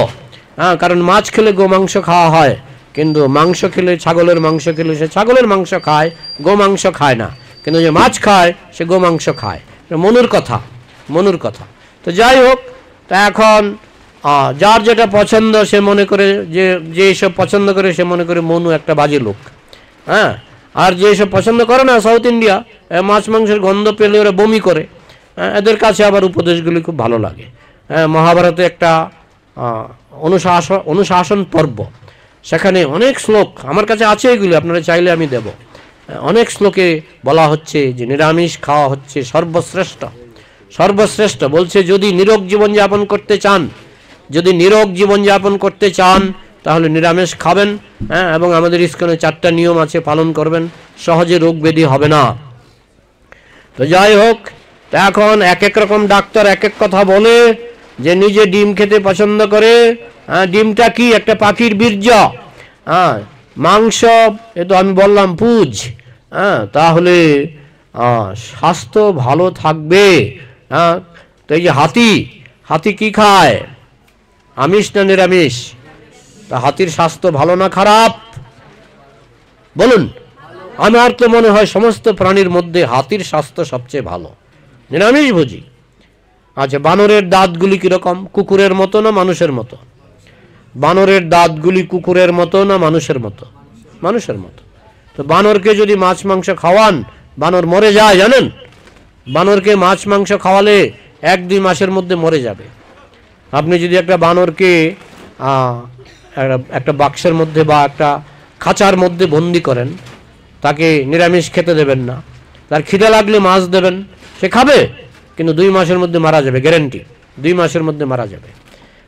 তাহলে বানরের পক্ষে মাছ মাংস ভালো নয় কেন?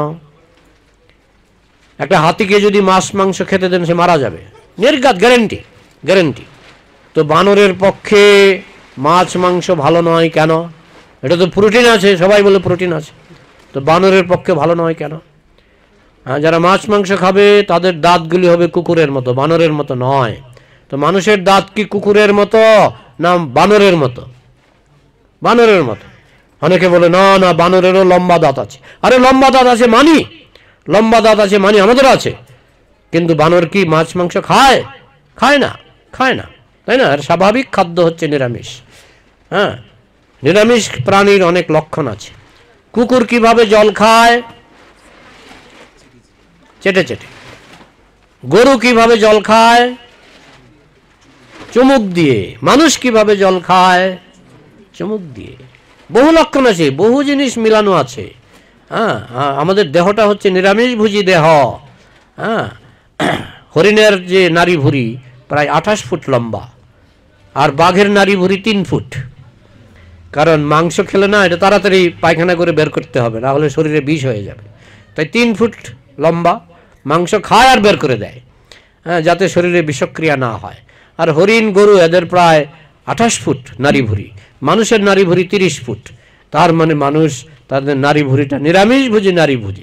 এই অনেক গবেষণা হয়েছে, গবেষণা হয়েছে। কিন্তু যে অন্ধ হয়ে গেছে সে বলে বানরেরও তো লম্বা দাঁত আছে। আরে বানরের লম্বা দাঁত আছে, বানর কি নিরামিষ পছন্দ করে?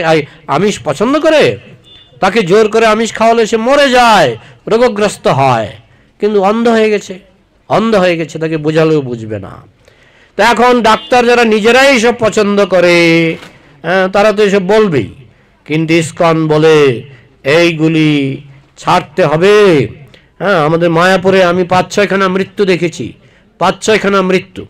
আর আমি যখন ইসকনের ভক্ত হইনি তখনও আমি মৃত্যু দেখেছি, ছটফট করে জ্বালাতন, মৃত্যুর কি জ্বালাতন আমি দেখেছি। কিন্তু মায়াপুরে আমি 5-6খানা মৃত্যু দেখেছি, একেবারে স্বচ্ছন্দ মরণ।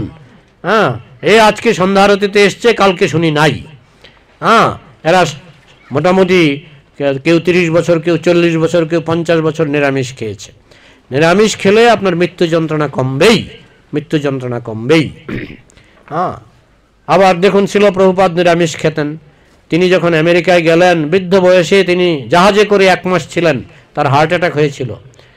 জাহাজ থেকে নেমে তিনি ডাক্তারের কাছে যাননি, জাহাজ থেকে নেমে তিনি ডাক্তারের কাছে যাননি। 2 বার হার্ট অ্যাটাক হয়েছিল, বিনা ডাক্তারে সুস্থ হয়ে পৃথিবী কাঁপিয়ে দিলেন। নিরামিষ খাওয়ার গুণগুলি দেখতে হবে। হ্যাঁ, তো নানা জনে নানা কথা বলবে। এবার আপনার যাকে পছন্দ, আপনার যাকে পছন্দ। তো এখন আমি কি করব? হ্যাঁ, কার কথা বিশ্বাস করব? মাছ মাংস ডিম কি খাবার জিনিস না? বুঝতে পারছি না, শাস্ত্র থেকে একটু বুঝিয়ে দেবেন। তো দেখুন, যে প্রাণীগুলি মাছ মাংস খায়, যেমন কুকুর, তাই না? কুকুর তো নিরামিষও খায় না, কুকুর তো নিরামিষও খায়। তাই কুকুর 50% হিংস্র, 50% বন্ধু। সে 50% নিরামিষ খায়, 50% মাছ মাংস খায়।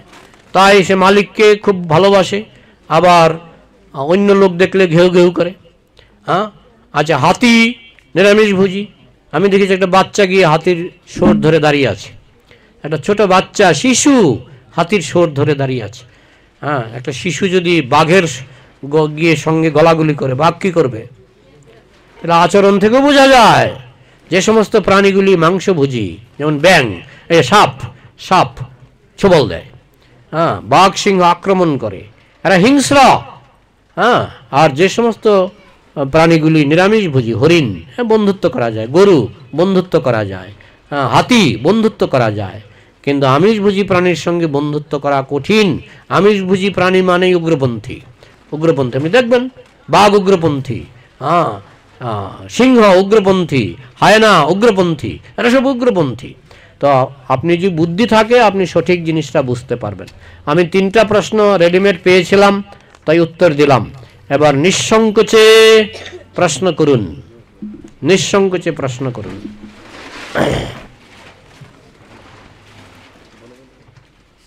হ্যাঁ,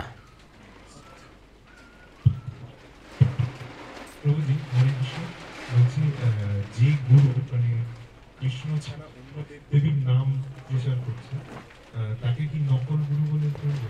এখন গীতা কি বলছে? কামস্তরিত জ্ঞানা প্রপদ্যন্ত অন্য দেবতা, এই কথাটা মানে কি? যাদের বুদ্ধি কামনার দ্বারা চুরি হয়ে গেছে তারা অন্য দেবদেবীর পূজা করে। কৃষ্ণ বলছেন মাম একং শরণং ব্রজ, একমাত্র আমার চরণে চলে আসো। হ্যাঁ, তো কৃষ্ণ তো দেবদেবীর পূজা করতে মানা করেছেন। হ্যাঁ, বলছে যেপি অন্য দেবতা ভক্তা যজন্তে শ্রদ্ধয়ান্বিতা তেপি মামেব কন্তয়া যজন্তি অবিধি পূর্বকম। যারা অন্য দেবদেবীর পূজা করে তাদের পূজাটা অবিধি পূর্বকম। এগুলো একটা আমার কথা নয়, সব গীতায় লেখা আছে। অবিধি মানে বেআইনি। যারা দেবদেবীর পূজা করে সেটা বেআইনি। গাছের গোড়ায় জল দিলে ডালপালায় জল দিতে হয় না। তো দেবদেবীরা হচ্ছে কৃষ্ণের ডালপালা, তাই কৃষ্ণ পূজা করলে আর ডালপালায় জল দিতে হবে না, আপনি গাছের গোড়ায় জল দিচ্ছেন। বোঝা গেল? মানে গুরুরা কি মানে আসল গুরু না? তারা রজগুণের গুরু। কৃষ্ণ ভক্তিটা হচ্ছে সত্যগুণ। কৃষ্ণ ভক্তিটা হচ্ছে সত্যগুণ, ফার্স্ট ক্লাস। তিনটা গুণ আছে, তমগুণ, রজগুণ, সত্যগুণ। তমগুণে বলবে গুরু বলবে মদ খেতে পারেন। হ্যাঁ, তমগুণের গুরু বলে মদ খেতে পারেন। হ্যাঁ, তো সেটা তমগুণ, থার্ড ক্লাস। রজগুণের গুরু বলবে আপনি এইসব মাছ মাংস খেতে পারেন। কিন্তু সত্যগুণের গুরু আপনাকে এসব বলবে না, কারণ সত্যগুণটা হচ্ছে ফার্স্ট ক্লাস। আপনি যদি ফার্স্ট ক্লাস জায়গায় যেতে চান, জান্তি দেবব্রতা দেবান পিতৃন জান্তি পিতৃব্রতা ভূতানি জান্তি ভূতেজ্জা জান্তি মজ্জাজিন অপিমাম। যারা কৃষ্ণ পূজা করবে তারা কৃষ্ণের কাছে যাবে, যারা দেবতার পূজা করবে তারা দেবতার কাছে যাবে, তারা কৃষ্ণের কাছে যেতে পারবে না। বোঝা গেল? আর কোনো প্রশ্ন?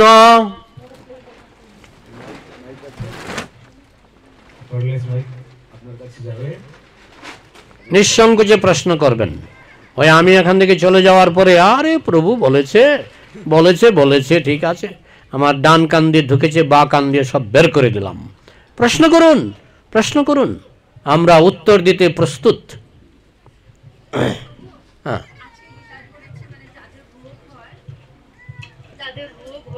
রোগ হয়। হ্যাঁ হ্যাঁ, সূর্যকে যদি মানে মানে অগ্র দেওয়া হয় তাহলে অনেক মানে নিরোগ হয়। যদি ভগবান শ্রীকৃষ্ণ সবকিছু হন তাহলে এক একটা পাঠ এক একটা দেব দেবীকে গ্রহকে কেন দেওয়া হয়েছে? সেটা আপনার যারা কৃষ্ণ পূজা করে তাদের না দিলেও চলে। কৃষ্ণ হচ্ছেন কৃষ্ণ সূর্য সম, কৃষ্ণ সূর্য সম মায়া হয় অন্ধকার, যাহা কৃষ্ণ তাহা নাহি মায়ার অধিকার। যারা কৃষ্ণ পূজা করে তাদের আর কারু পূজা করার দরকার নেই। কে বলেছে সেটা? সেটা কে বলেছে? কে বলেছে সেটা? সবাই তো মাছ খাওয়ার কথা বলবে, মাংস খাওয়ার কথা বলবে, এবং অনেক জায়গায় আছে, যেমন আপনি আমেরিকায় গেলে সবাই মদ খাওয়ার কথা বলবে। আপনি যদি আমেরিকায় থাকেন 99% লোক বলবে মদ খাওয়ার কথা। তো সবাই বললেই হয়ে গেল? হ্যাঁ, সবাই তো বহু জায়গায় আছে সবাই বিড়ি খায়। তো সেটা আমরা যে খাই না, আমরা কি ভুল পথে আছি না সঠিক পথে আছি? সবাইকে দিয়ে বিচার করবেন না, ঠিক আছে? নেক্সট। সূর্যকে আমরা সম্মান করি কারণ সূর্য কৃষ্ণ শক্তি। কৃষ্ণ, হ্যাঁ বলুন। ভগবান শ্রীকৃষ্ণই তো সব দেব দেবীকে উনি সৃষ্টি করেছেন। হ্যাঁ বলুন। তাহলে আপনি যে মানে গীতাতেও সেটা পড়েছি সবকিছু আমার মধ্যে আছে। হ্যাঁ তাহলে যদি সবাই শ্রীকৃষ্ণকে পুজো করতে আরম্ভ হয়ে যায় হ্যাঁ, তাহলে দেব দেবীদের স্থান কোথায় থাকবে? কারণ কৃষ্ণ যেভাবে বলেছেন আমাদের সেইভাবে করতে হবে। যিনি দেবদেবীদের সৃষ্টি করেছেন তিনিই বলছেন যে আমাকে পূজা করলে আমার কাছে আসবে, দেবদেবীকে পূজা করলে দেবদেবীর কাছে যাবে। তো আপনি দেবদেবীর পূজা করলে, ইন্দ্র পূজা করলে আপনি ইন্দ্রের কাছে যাবেন, গোলকে যেতে পারবেন না। এটা কৃষ্ণ বলে দিয়েছেন, তিনি তো পূজা নিষেধ করেননি। আপনি কালী পূজা করলে যেখানে কালী থাকে সেখানে যাবেন, গোলকে যেতে পারবেন না। কৃষ্ণ বলে দিয়েছেন সব, যিনি তাদের সৃষ্টি করেছেন তিনিই বলে দিয়েছেন কি পূজা করলে কি হবে। হ্যাঁ, পিতৃন জান্তি পিতৃব্রতা, হ্যাঁ, দেবান দেব যজ জান্তি। যারা দেবতার পূজা করে তারা দেবতার কাছে যাবে। মদ্ভক্ত জান্তি মামপি, যারা আমার ভক্ত তারা আমার কাছে আসবে, মানে গোলকে আসবে। বোঝা গেল? হ্যাঁ। আর প্রশ্ন? হরে কৃষ্ণ। গোপাল পূজা, হ্যাঁ যখন আমি ঘুরতে যাই, হ্যাঁ গোপাল গোপালকে সঙ্গে নিয়ে যায়। হ্যাঁ তো বহু লোক বলে কি গোপালকে সঙ্গে নিয়ে ঘোরাটা ভালো না, হ্যাঁ তো ওটার বিষয়ে একটু কিছু বলতে পারেন? না না, বহু লোক বহু কথা বলবে। আমাদের প্রভুপাদ তার বিগ্রহ নিয়ে ঘুরতেন। প্রভুপাদের একটা ছোট্ট বাক্স ছিল, বাক্সের ভিতরে বিগ্রহকে নিয়ে তিনি রেলে বা কোনো জার্নিতে গেলে তার বিগ্রহকে নিয়ে যেতেন। হ্যাঁ, তো অনেকে বললে আপনি শুধু প্রশ্ন করবেন এটা কোন গ্রন্থের কত নম্বর অধ্যায়ের কত নম্বর শ্লোকে আছে, ওই তখনই বসে যাবে। একটা কথা যেটা লোকে আমাকে বলছে, মানে হ্যাঁ। আমার ঘরে এরকম বলে, হ্যাঁ আমি যখন মাঝে মাঝে আমি গুয়াহাটি যাই, তো আমি আমার গোপালকে সঙ্গে নিয়ে যাই হুম। সবসময়। তো গোপালকে নিয়ে গেলে কখনো যেন বাথরুমে যাচ্ছি, হুম। তো এসে যে সহ্যতা থাকে না, হুম। তো ওটাতে কোনো অসুবিধা হয়? সেই যে কিছু তো অসুবিধা আছেই, কিছু অসুবিধা আছেই। সেজন্য আপনি যদি মনে করেন যে শৌচতা বজায় রাখতে পারবেন, কিংবা দুই বন্ধু যদি একসঙ্গে যান, এক বন্ধুর হাতে গোপাল দিয়ে আরেকজন গিয়ে মানে মলমূত্র ত্যাগ করার পর স্নান করতে হবে, স্নান করতে হবে। ওটাই তো, তো যেরকম কোনো জানি না। সেক্ষেত্রে আমরা কি করি, আমরা যেমন গোপাল আমার বাড়িতে গোপাল ছিল, আমি তো এখন আর বাড়িতে থাকি না, আমার বাড়িতে গোপাল ছিল, তো সেখানে আমরা গোপালের সামনে আমাদের যে প্রধান পূজারী মায়াপুরের, উনি আমাকে শিখিয়ে দিয়েছেন যে গোপালের সামনে কৌটা ভর্তি করে কিশমিশ কাজু এইসব কৌটা ভর্তি করে রেখে দেবে। হ্যাঁ, এবং কৌটার মুখটা আটকে দেবে। গোপালের যখনই খিদে লাগবে গোপাল নিজে হাতে কৌটা খুলে খেয়ে নেবে, আবার কৌটা গোপাল বন্ধ করে দেবে। হ্যাঁ, আপনি এটা করতে পারেন। তো এটা নিয়ে যাওয়াটা কোনো অসুবিধা নেই? নিয়ে যাওয়া অসুবিধা নেই, যদি সুবিধা থাকে, যদি স্নান টান করে গোপালকে স্পর্শ করেন। প্রভুপাদ নিয়ে যেতেন, কারণ প্রভুপাদ এমন ব্যক্তি, তিনি রেলগাড়ির ভিতরেও স্নান করতেন। কথাটা বুঝেছেন তো? সেসব ক্ষেত্রে আপনি নিয়ে যেতে পারেন। কিন্তু যদি অসুবিধা মনে করেন তাহলে বাড়িতে কৌটার মধ্যে, বয়মের মধ্যে এই শুকনা ফল, কাজু বাদাম এইসব কিশমিশ, শুকনা ফল, কৌটা মুখ আটকে দেবেন, কারণ মুখ না আটকালে মাছি টাছি ঢুকবে। গোপালের যখন খিদে লাগবে, বাড়িতে কেউ নাই, এখন ভালো মতো মুখ খুলে খেয়ে নেবে। বুঝেছেন? ঠিক আছে, ওকে। আর কিছু প্রশ্ন? আর কোনো প্রশ্ন আছে কি? সন্ধ্যা আরতির সময় প্রায় হয়ে এলো। হ্যাঁ, প্রভু, আপনি বললেন যে যারা শুদ্ধ ভক্ত হয় ভগবানের, তাদের মৃত্যুর সময় মৃত্যু যন্ত্রণা খুব কম হয়। 99% ক্ষেত্রে সেটাই হয়, কিন্তু 1% ক্ষেত্রে আমরা দেখেছি কখনো কখনো মানে শুদ্ধ ভক্তেরও মানে মৃত্যু যন্ত্রণা মানে জটিল রোগে দেখুন, জটিল রোগ মানেই যন্ত্রণা এমন নয়। অনেক জটিল রোগেও যারা উন্নত ভক্ত তারা এইসবের দ্বারা প্রভাবিত হয় না। যেমন ভীষ্মদেব, তার সমস্ত শরীরে তীর ফুটেছিল, কিন্তু তিনি হেসে হেসে ভীষ্মগীতা বলেছেন।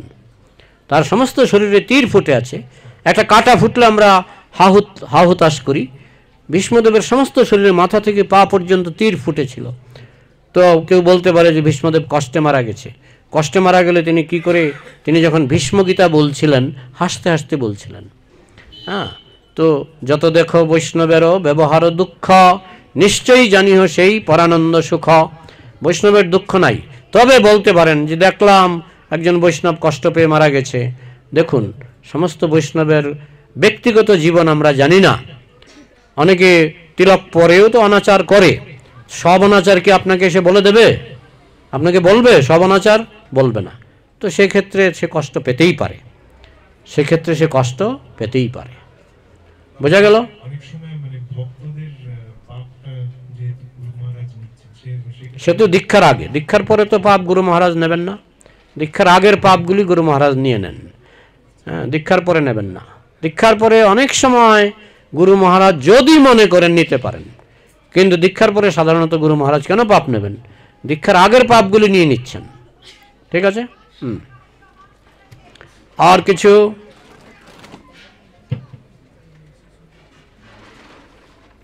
প্রশ্ন নেই মানে সবাই মেনে নিয়েছেন। তাই আজ থেকে সবাই মালা জপ শুরু করুন, জপ করুন, প্রসাদ ভুজি হয়ে যান, প্রসাদ ভুজি। বুঝেছেন? হ্যাঁ, পঞ্চ মানে পাঁচটা, তত্ত্ব মানে এখানে রয়েছে কৃষ্ণ তত্ত্ব, যেমন মহাপ্রভু, তারপরে নিত্যানন্দ প্রভু, তিনিও বিষ্ণু তত্ত্ব, তারপরে অদ্বৈত আচার্য মহাবিষ্ণু, তিনিও বিষ্ণু তত্ত্ব, তারপরে গদাধর পণ্ডিত শক্তি তত্ত্ব, তারপরে শ্রীবাস ঠাকুর জীবতত্ত্ব। এই জন্য এখানে তত্ত্ব হিসাবে নিত্যানন্দ প্রভু আর মহাপ্রভু তো একই তত্ত্ব না, একই তত্ত্ব কি করে হয়? তারা একজন হচ্ছেন কৃষ্ণ, আরেকজন হচ্ছেন বলরাম, দুজনেই বিষ্ণু তত্ত্ব, কিন্তু মহাপ্রভু হচ্ছেন আদি বিষ্ণু। মহাবিষ্ণুকে বলা হয়, আর মহাপ্রভুকে বলা হয় আদি বিষ্ণু। আদি বিষ্ণু আর বিষ্ণুর মধ্যে সূক্ষ্ম পার্থক্য আছে। কৃষ্ণের 64 কলা, বিষ্ণুর হচ্ছে 60 কলা। ঠিক আছে। হুম, আমরা যে তুলসী পাত্র ইউজ হুম, করে লাগাই, হুম। যে ওইটা শুকনা পাত্র লাগানো যায় কিনা, কি তুলসী পাতাকে শুকিয়ে শুকিয়ে লাগানো যায়? লাগালে শুকনা গাছ উঠবে? না না মানে পাতাগুলোকে রেখে সঞ্চয় করে ভগবান সেবায় লাগে না? হ্যাঁ, যেখানে দেখুন আমরা বলি নেই মামার চেয়ে কানা মামা ভালো। যেখানে তাজা, যেমন অনেক রাশিয়ার মতো বরফের দেশ আছে অনেক, যেখানে এই তাজা তুলসী পাতা পাওয়া খুব কঠিন, সেক্ষেত্রে তারা শুকিয়ে রাখে, এটা ব্যবহার করে। কিন্তু নিয়ম হচ্ছে যেখানে ভালো মামা পাওয়া যায় সেখানে আমি কেন কানা মামা ব্যবহার করব? হ্যাঁ, সেক্ষেত্রে তো বললামই নেই মামার চেয়ে কানা মামা ভালো, এটা বৈষ্ণব দর্শনে অনুমোদিত। হ্যাঁ, হয়। এমনকি আপনার কানা মামাও পাওয়া গেল না, মানে শুকনা তুলসী পাতাও নেই, সেক্ষেত্রে মন তুলসী দিয়েও আপনি মনে মনে তুলসী চিন্তা করে আপনি নিবেদন করতে পারেন। যে পাতাগুলো ঝরে যায়, গাছটা পুরো খালি হয়ে যায়, ওই গাছটা দিয়ে কি করবো? গাছটা যদি মরে যায় এটা দিয়ে আপনি প্রদীপ দেখাতে পারেন। আর ওই গাছটা দিয়ে মালা বানানো যায়, যে তুলসী মালা আমরা ব্যবহার করি, গাছটা দিয়ে মালা বানানো যায়, কণ্ঠী মালা বানানো যায়, প্রদীপ জ্বালানো যাবে ঘি দিয়ে প্রদীপ জ্বালাতে হবে। হ্যাঁ, প্রদীপ ভগবানকে দেখাবেন। হ্যাঁ, ঠিক আছে। প্রভু আরেকটা গান। হ্যাঁ, বলো। আপনি যে বললেন কোটোর মধ্যে ড্রাই ফ্রুটস রাখতে, হ্যাঁ। ওটাতে কি তুলসী নিবেদন করে রাখবো না তুলসী তুলসী দিয়ে রাখবে। তুলসী পাল্টাতে হবে তুলসী না ওই তুলসী? না, ওই যতদিন তুমি ভ্রমণে থাকবে, এটা তো তুমি দিয়েই গেছো 1 সপ্তাহের জন্য বা 1 মাসের জন্য, যাই বলে, এতদিন তো থাকে না কেউ ভ্রমণে। তো তুমি 1 সপ্তাহের জন্য যদি গিয়ে থাকো, 1 সপ্তাহের জন্য ওই তুলসীতেই চলবে, বুঝেছ? এবং যখনই তুমি বাইরে রেলগাড়িতে বা কোথাও কলা টলা কিনে খাবে, তুমি তোমার গোপালকে স্মরণ করে তুমি নিবেদন করতে পারো রেলগাড়ি থেকে। তুমি রেলগাড়ি থেকে নিবেদন করলে গোপাল তোমার বাড়িতে বসে খেয়ে নেবে, বুঝেছ? গোপালের হাত চোখ এগুলি আমার মতো বেটে নয়। তুমি আমেরিকা থেকে নিবেদন করলে তোমার বাড়ির গোপাল খেয়ে নেবে, বোঝা গেল? হরে কৃষ্ণ। হ্যাঁ, মানে কেউ হ্যাঁ, তুমি যদি কাউকে পেয়ে যাও যে আমার গোপালকে একটু পূজা দেবেন, হ্যাঁ হ্যাঁ আমি দেব, তাহলে তো আরো ভালো। হ্যাঁ, এটা প্রভু পয়েন্টটা ধরেছেন, এটা আরো ভালো। ঠিক আছে। আর কিছু? তাহলে শিলংয়েও ভক্ত আছে অনেক। কিছু প্রশ্ন করতে তো নিঃসংকোচ আমরা সৎসঙ্গে থাকলে মনের যে কিছু সন্দেহ বা জিজ্ঞাসা বলে খুব ভালো। যদি কেউ মনের মধ্যে সন্দেহ থাকে বা জানার থাকে, যদি জিজ্ঞাসা না করে, তাহলে আপনারা এরকম ভাবে অজ্ঞ হয়ে থাকবেন, তো নিঃসংকোচে জিজ্ঞাসা করতে পারেন। হরে কৃষ্ণ। মানে আপনার সব বুঝে গেছেন? প্রভু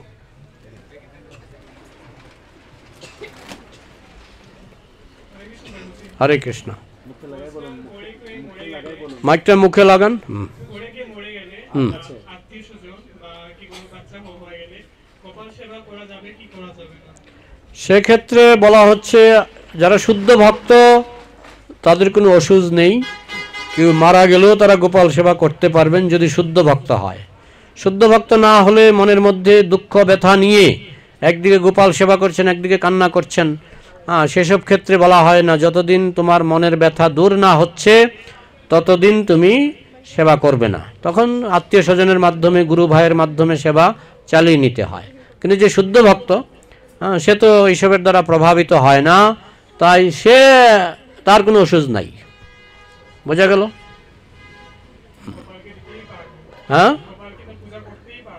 যে শুদ্ধ ভক্ত সে পারবে। এবার তুমি নিজে বিচার করো তুমি শুদ্ধ ভক্ত কিনা।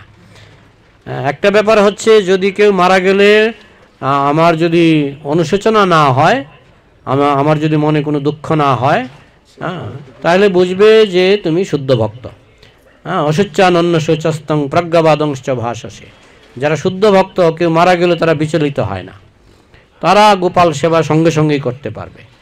আর যে শুদ্ধ ভক্ত নয়, যার মন বিচলিত হয়ে গেছে, আমার অমুক মারা গেল, আমার তমুক হলো, হ্যাঁ, মন বিচলিত হলে তাকে কিছুদিন অসুচ পালন করতে হয়।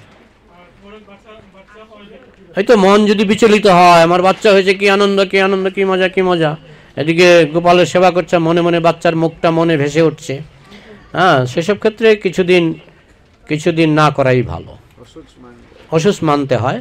তবে শুদ্ধ ভক্তদের নাই, এটা আমি জানি, এটা বৈষ্ণব সিদ্ধান্ত, শুদ্ধ ভক্তদের অসুচ নাই, কিন্তু যারা শুদ্ধ ভক্ত নয় তাদের অসুচ আছে। আর ভক্ত সবসময় মনে করে আমি শুদ্ধ ভক্ত নই, তাই তারা অসুচ পালন করে। বোঝা গেল? হরে কৃষ্ণ। আর কারো কিছু প্রশ্ন? মায়েদের এদিকে যাক, প্রশ্ন যেহেতু নাই প্রভু, আমাদের তো আবার মন্দিরে ফিরে যেতে হবে, সন্ধ্যা আরতি একটা টাইম তো নেবে না। এখন বাজে কয়টা? হ্যাঁ, আপনি আরতি কীর্তন সন্ধ্যা আরতি করতে করতে 8টা বেজে যাবে, প্রসাদ নিতে নিতে 8টা বেজে যাবে। তবুও আমি বলছি, শেষ চান্স, কারো যদি কিছু প্রশ্ন থাকে বলুন। প্রশ্ন নেই মানে সবাই মেনে নিয়েছেন, তাহলে আজকে থেকে জপ করবেন, আজকে থেকে প্রসাদ ভুজি হয়ে যান। প্রসাদে সর্বদুঃখানাম অনির্ষ্য পূজায়তে। জপমালা এখানে পাওয়া যাচ্ছে, প্রভু জপমালা নিয়ে এসেছেন? সব আছে।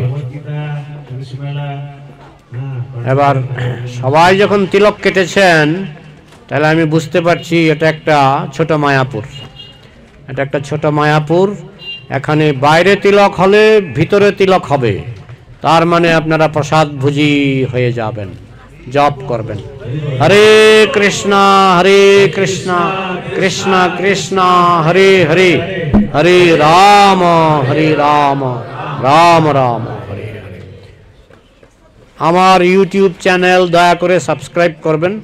যারা সাবস্ক্রাইব করতে পারেন না, আমার হাতে মোবাইলটা দেবেন, আমি নিজে হাতে সাবস্ক্রাইব করে দেব।